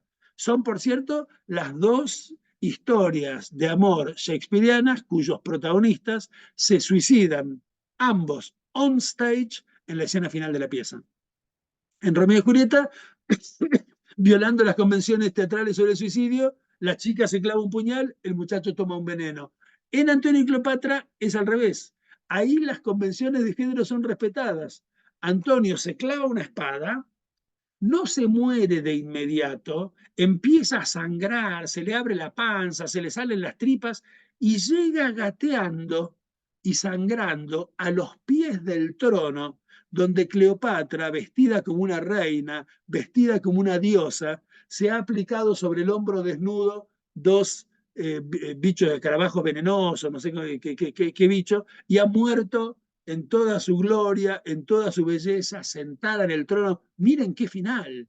Roma sangrando y arrodillada llega a los pies de Egipto, ¿no? Vestido con sus mejores galas. Si el ganador político de Antonio y Cleopatra es el que los derrotó militarmente y los hizo suicidarse a los dos, Antonio y a Cleopatra, que es César Augusto, la ganadora moral, como dicen los directores técnicos cuando pierden un partido. Somos los campeones morales. Bueno, la campeona moral de Antonio y Cleopatra es sin duda Cleopatra, ¿no? Que muere en el centro del escenario, en toda su gloria, con Roma rendida a sus pies y aún con César Augusto humillado, porque César Augusto no la quería muerta a Cleopatra, la quería humillada para llevarla en una jaula a Roma. Y Cleopatra dijo, no, papi, a mí no me vas a humillar y no me vas a llevar a una jaula a Roma. Me voy a poner mis mejores galas y me voy a morir como la diosa que soy, con Roma rendida a mis pies, ¿no? Y chorreando las tripas de la panza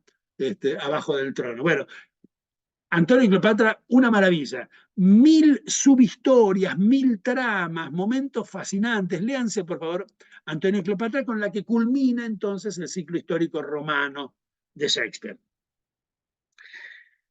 El otro gran tema del pensamiento político renacentista es la historia nacional de los países europeos que se estaban conformando. Quiero decir, si los grandes pensadores del Renacimiento, por un lado, miran para atrás a Roma y todos ellos pensaron la política romana como el modelo, ¿no? del pensamiento político que desplegaban para su tiempo, Maquiavelo, Hobbes, Shakespeare entre los dos y todos los demás que se les ocurra, hasta llegar, insisto, al 18, a Montesquieu, a Rousseau. Atrás de todos ellos está Roma. El otro gran tema de los pensadores del Renacimiento es la conformación de las naciones en las que escriben y para las que escriben.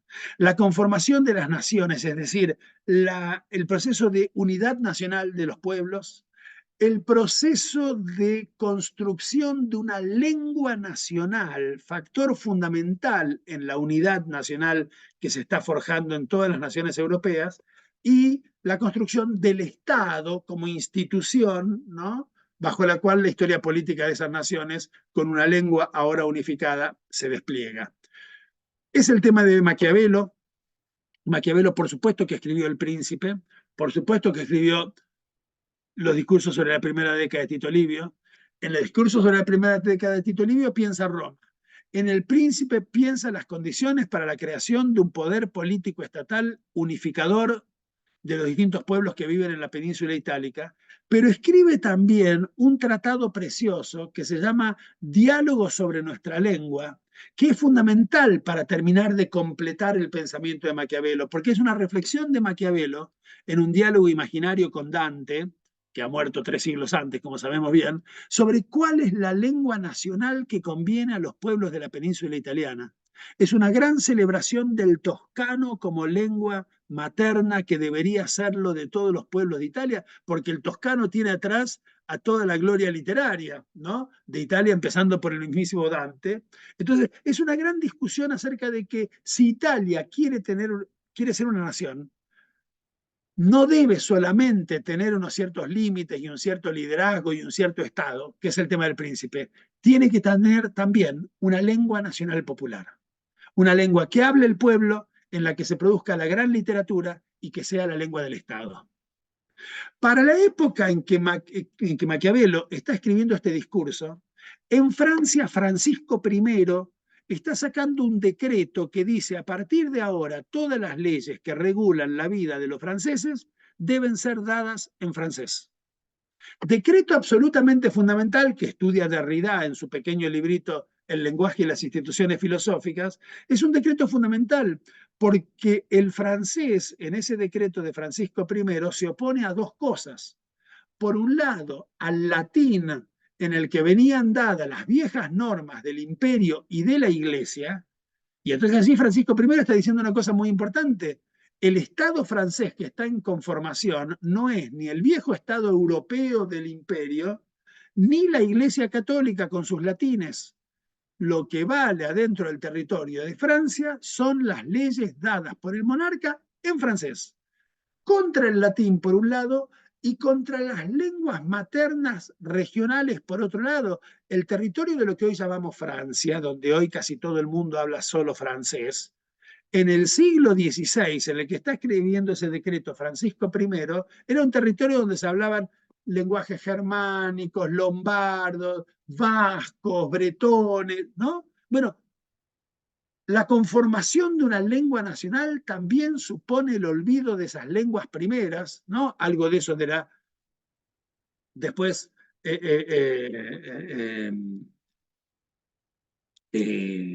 se me va el nombre del autor de ¿Qué es una nación? ¿No? Ernest Renan, ¿no? Ernest Renan, que dice: una nación es el olvido de los orígenes particulares también.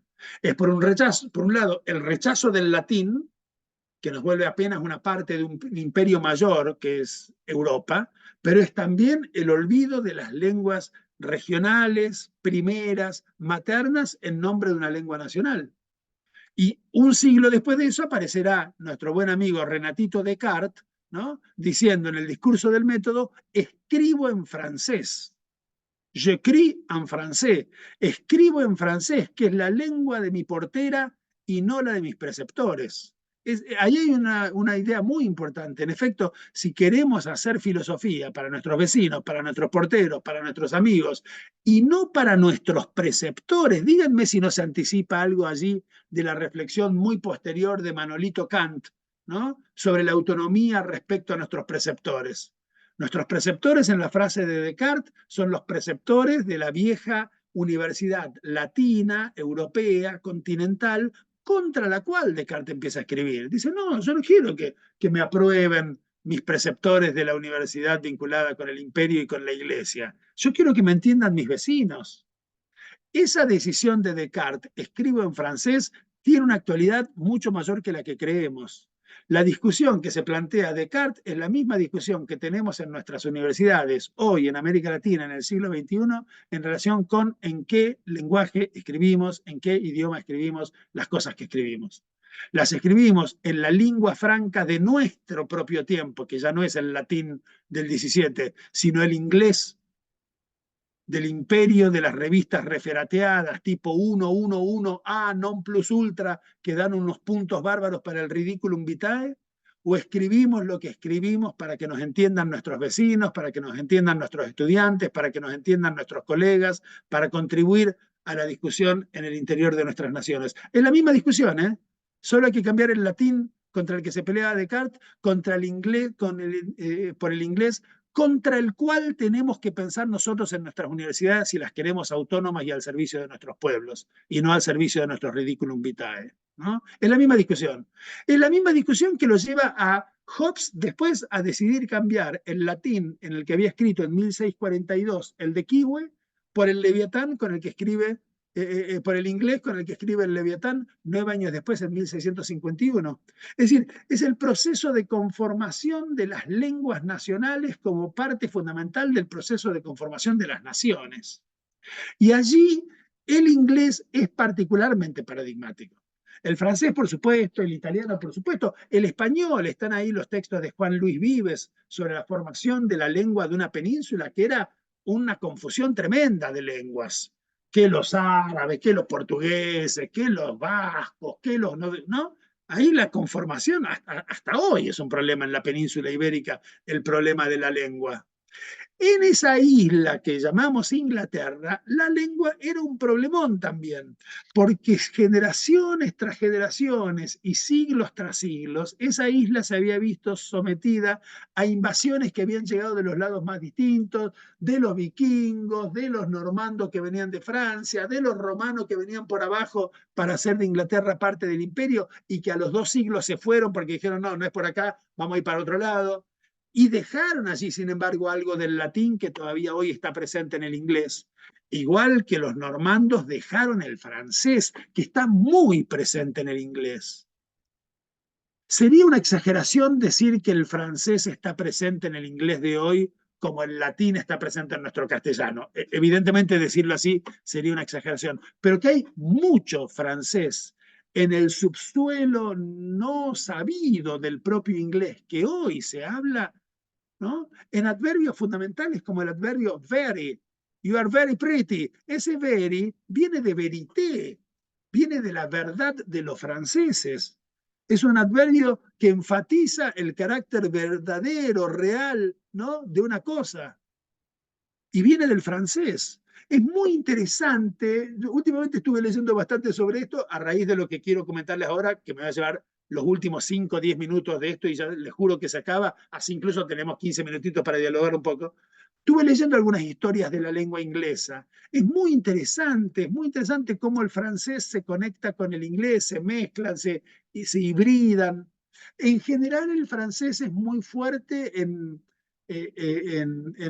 algunos campos, en el campo de la cocina, desde luego, en el campo de las instituciones y del Estado, ¿no? Incluyendo la propia palabra state, evidentemente, que proviene del latín stato, status, ¿no? Status, de ahí el toscano stato, que dice Maquiavelo, de ahí el francés état, de ahí el inglés state.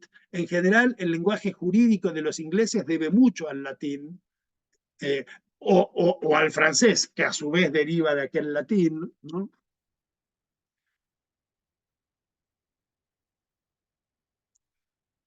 Y además está el problema de los distintos sectores sociales con los que se forma una nación. Y allí nos acercamos a una zona más cercana a la sociología y a los estudios del lenguaje, por cierto, del joven Gramsci, ¿no? Gramsci quería ser lingüista. Después la vida le jugó una mala pasada y terminó la mayor parte de su vida madura en la cárcel, pobre tipo. Pero el tipo había llegado a ser ayudante de cátedra en la facultad en temas de filología, era un filólogo, ¿no? Un filólogo en Italia, que es un país riquísimo en relación con estas discusiones, y a quien le interesaba el problema de las distintas lenguas y, problema marxista fundamental, de los distintos modos del habla de los distintos sectores sociales, ¿no? Y de la construcción de un habla, digo una palabra bien gramsciana, hegemónica, sin la cual no hay nación.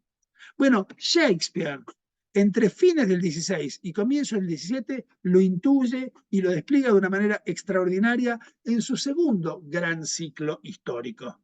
Si el primer gran ciclo histórico de Shakespeare es el romano, el otro es el ciclo que llamamos inglés.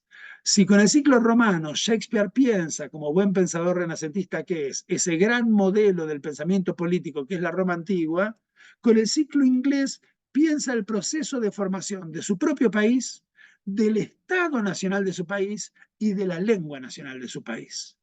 El ciclo inglés está compuesto por 8 piezas que van de Ricardo II a Ricardo III, pasando por los 3 Enriques, cuarto, quinto y sexto. Todo este ciclo, desde el primer Ricardo hasta el último, pasando por los 3 Enriques, son 2 siglos y medio, 3 siglos más o menos, contando todo. Antes de eso, Shakespeare escribió un Juan sin tierra. Juan es un rey inglés varias generaciones anterior, un par de siglos anterior a Ricardo II, de manera que en general se lo excluye a Juan sin tierra, a la pieza de Shakespeare sobre Juan sin tierra del llamado ciclo histórico, y después escribió un Enrique VIII, que viene un buen rato después de Ricardo III y que es el papá de la reina Isabel, que era su reina, ¿no? De modo que esa es una pieza, yo diría, mucho más casi de coyuntura, ¿no? De una historia mucho más cercana a Shakespeare. El ciclo inglés, lo que llamamos el ciclo histórico inglés de Shakespeare, va de Ricardo II a Ricardo III, pasa por los 3 Enriques.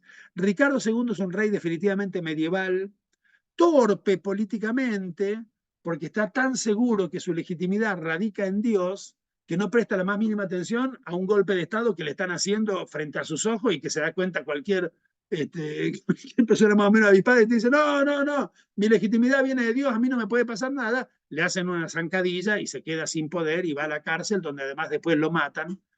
Lo más interesante de Ricardo II es su reflexión en clave poética de su propia decadencia y su fracaso. Harold Bloom, a quien citaba Marlon, dice, fue un pésimo rey y un gran poeta de su propia derrota, ¿no? Y eso es efectivamente Ricardo II. Y después vienen los Enríquez.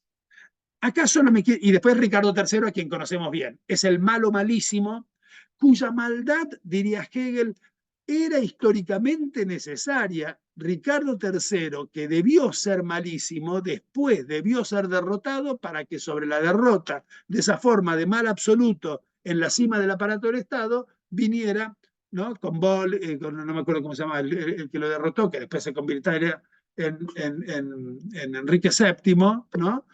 Apareciera el Estado finalmente moderno, racional, ¿no? Pero a mí lo que más me interesa y a lo que voy a dedicar los últimos 5 minutos de esta charla es Enrique IV y Enrique V. El rey Enrique IV, que es el noble Bolingbroke que había destronado, que le había hecho la zancadilla a su antecesor Ricardo II, y su hijo Enrique V, el príncipe Harry o Hal, que sabe que va a tener que suceder a su papá Enrique IV cuando su papá Enrique IV muera, y que se forma muy conscientemente para esa sucesión. Solo una cuestión quiero decir acá, porque todo lo demás nos llevaría lejísimos. Toda la historia de Enrique IV, V, VI es un despelote, invasiones a Francia, aparece Juana de Arco, está todo. Shakespeare hace una superproducción de Hollywood entre Enrique IV y Enrique VI, lleno de personajes increíbles, intentos de golpes de Estado dados por un pueblo con un líder popular de nombre Kate, que es muy interesante, todo muy interesante en Shakespeare, todo muy interesante. Solo me detengo en una única cosa. Enrique IV, sin duda más vivo que su antecesor Ricardo II, no deja de ser un señor noble, con un inglés muy noble, muy afrancesado, con palabras largas, con muchas sílabas, con mucha solemnidad, con mucho francés. En la primera aparición que hace, dice, bueno, vamos a empezar, y para decir empezar, dice to commence. ¿Quién dice en inglés to commence? Si todo el mundo sabe que se dice to begin, ¿no? Es un arcaísmo, es un galicismo que Shakespeare pone a propósito en su boca para decir, este tipo vive en un cuento de hadas, vive en una Inglaterra arcaica, el pueblo no habla así. ¿Cómo habla el pueblo? El pueblo habla como se habla en los prostíbulos, en los caminos y en las tabernas. Y el personaje fundamental de los prostíbulos, de los caminos y de las tabernas de Enrique IV es un personaje entrañable, un payaso de los más lindos de toda la dramaturgia shakespeariana. Harold Bloom dice en el libro que mencionaba Marlon, si tengo que elegir un solo personaje de Shakespeare, ese es el gordo Falstaff, ¿no? Sir Jack Falstaff, que es un noble medio venido abajo, borrachín, putañero, glotón, comilón, se la pasa comiendo, se la pasa con chicas, se la pasa en las tabernas pasándola bien y divirtiéndose. Y es muy interesante que cuando la primera vez que aparece el gordo Falstaff en escena, en una de las primeras escenas, no sé si no es la 2, del acto 1 de Enrique IV, primera parte, porque Enrique IV tiene 2 partes, la primera vez que aparece Falstaff, aparece diciendo una frase que tiene 9 palabras monosilábicas. Quiero decir, si el rey aparece diciendo let's commence y no sé qué, y las instituciones y el Estado y la burocracia, todo con unas palabras grandilocuentes e incomprensibles, ¿no? Hal aparece diciendo, hey, what time of day is it, lad? ¿Qué hora del día es, muchacho? 9 palabras sonoras, cantarinas, populares, de significación inmediata, transparente, graciosas, ¿no? Bueno, así habla Jack Falstaff y Enrique, el hijo de Enrique IV, el príncipe Hal, que sabe que va a tener que gobernar un país muy complejo y que sabe que ya no se puede gobernar el país complejo que va a tener que gobernar hablando como un tarado, como su papá, casi en francés o en latín o con palabras incomprensibles, porque él quiere ser un líder popular. Él quiere ser un buen rey y un líder del pueblo, pueblo al que conducirá militarmente a conquistar Francia. Y esto es un hecho de la historia, ¿no? Francia se convierte en un dominio inglés gracias a Enrique V, que en efecto la conquista. Ahora, no dirigís a un montón de soldados diciéndoles, let's commence. No, hay que hablar en el inglés popular, en el inglés que habla el bajo pueblo de los caminos, de los prostíbulos y de las tabernas. Y por eso el personaje de Falstaff es fundamental, porque es como si el príncipe Hal tuviera 2 papás. Aprende a hablar el lenguaje de la corte, escuchándolo a su papá hablar en casi francés, ¿no? En las reuniones con los nobles, pero aprende a hablar el lenguaje del pueblo divirtiéndose, emborrachándose, dándose grandes comilonas con el gordo Falstaff, ¿no? Al que al final, y eso es tremendo, al que al final, cuando él mismo es coronado rey después de que muere su papá, Enrique IV, desprecia y manda al exilio. Dice, ¿quién sos vos, gordo? No te conozco. Si alguna vez tuve alguna amistad con vos, bueno, me fue de mucho provecho, pero ahora andate de acá, yo no quiero saber nada con vos. Es muy cruel el príncipe Hal, el futuro rey Enrique V, con esta especie de padre putativo que le enseñó todo. Léanse, por favor, Enrique IV, primera parte y segunda parte. En la primera parte, Falstaff es glotón, borrachín, putañero, es una máquina de vivir. En Enrique IV, segunda parte, es todo eso, pero además está viejo. Y entonces está el problema de la enfermedad, de la cercanía de la muerte, paralelo a la muerte del pobre, el propio papá de Enrique V, de Enrique IV. Sus 2 papás se mueren o se van enfermando medio juntos, ¿no?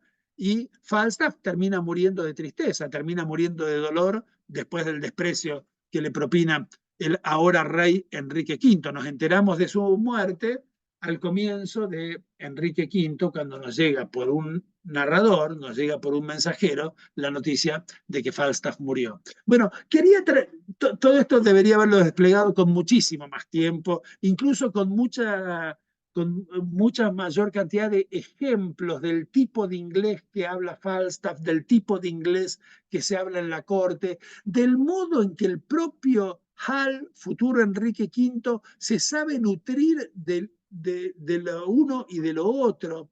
El discurso extraordinario que en Enrique V, es el gran discurso de Enrique V, ya rey y líder militar de su país, dirige a los soldados ingleses, todos provenientes del bajo pueblo, todos reclutados en levas forzosas, y de los cuales se convierte en un líder muy amado.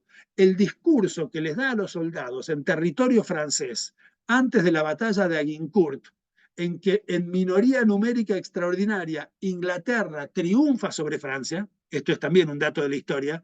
Bueno, Shakespeare inventa ahí un discurso del rey antes de la batalla, que eso debe ser pura invención de Shakespeare, pero que es extraordinario, no solo por su fuerza, no solo por su patriotismo, no solo por su retórica, sino por el modo en que aparecen allí, en el discurso de un rey y general, un conjunto de palabras que son las palabras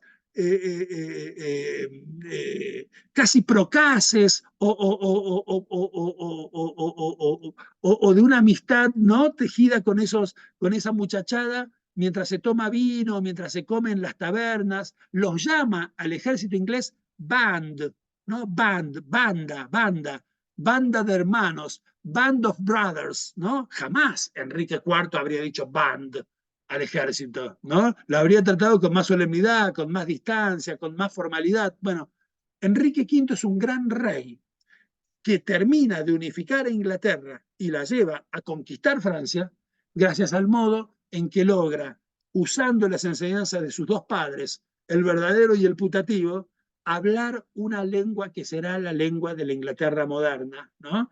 Y el modo en que Shakespeare, que está escribiendo en medio del proceso de la conformación de ese inglés moderno, ¿no? Shakespeare es una gran contribución a ese mismo proceso de creación de una lengua nacional. El modo en que Shakespeare percibe este proceso es absolutamente admirable. Entonces, Shakespeare, resumo y termino, si es un gran pensador político del Renacimiento, es porque pensó las dos cosas que el Renacimiento político europeo pensó: a Roma y a la propia historia nacional, entendida como la historia de la formación de un pueblo, de un Estado y de una lengua, ¿no? Y me parece que esos son los lados interesantes que hoy podemos recuperar del pensamiento de Shakespeare como pensador político. Bueno, me callo acá, ya me temo que muy sobre la hora, pero era difícil decir esto más rápido.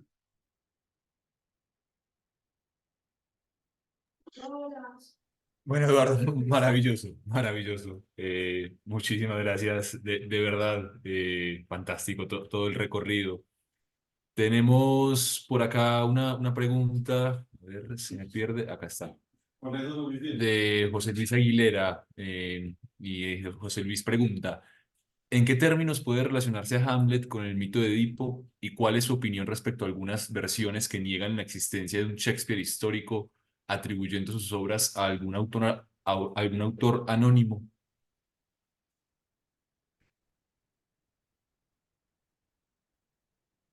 Bueno, me temo mucho que por el tiempo tendremos espacio para esa pregunta, así que dale.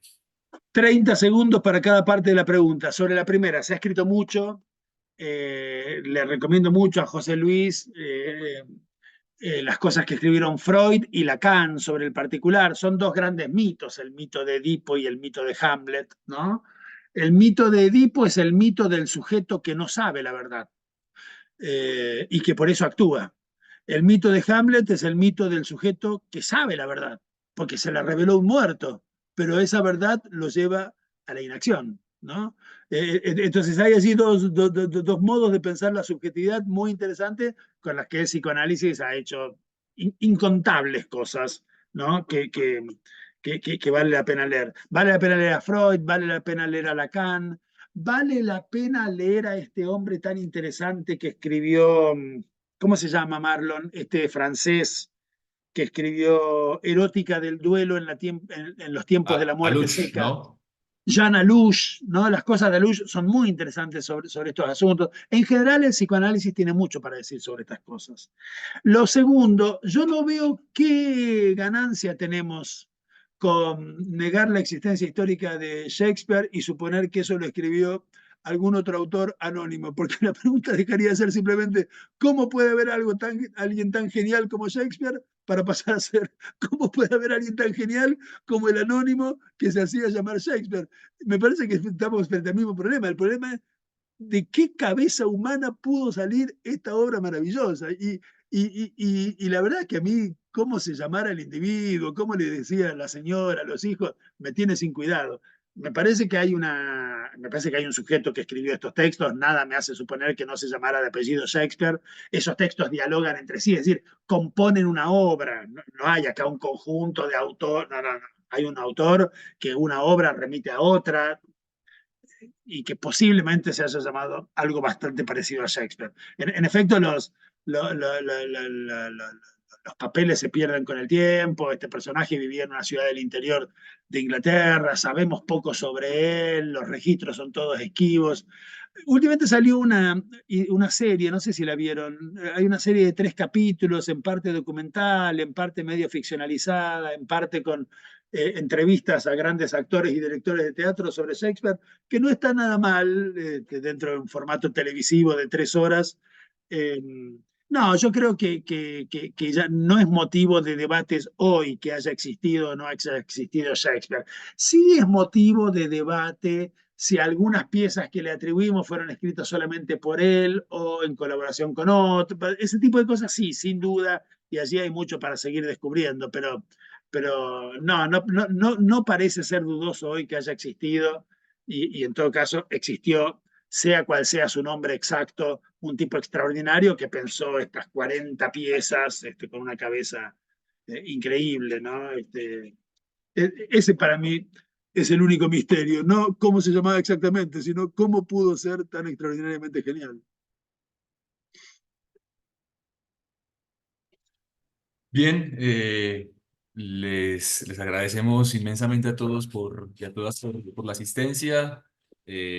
A vos, Eduardo, por supuesto, por tal generosidad con todo lo que nos compartiste hoy. Y bueno, así iniciamos este breve ciclo del Aula Abierta Seccional Oriente 2024-2. La próxima sesión será el 20 de septiembre, viernes, 5 p.m. Intentaremos pensar algunos problemas generacionales contemporáneos a partir precisamente de una lectura más general de la obra de Shakespeare. Bueno, mil gracias. Bueno, muchas gracias a ustedes, muchas gracias Juan Felipe, una alegría conocerte y seguiremos conversando sin duda. ¿Eh? Bueno, Muchas gracias. gracias. Hasta Hasta luego, luego. hasta Un luego. gusto. Mucho gusto.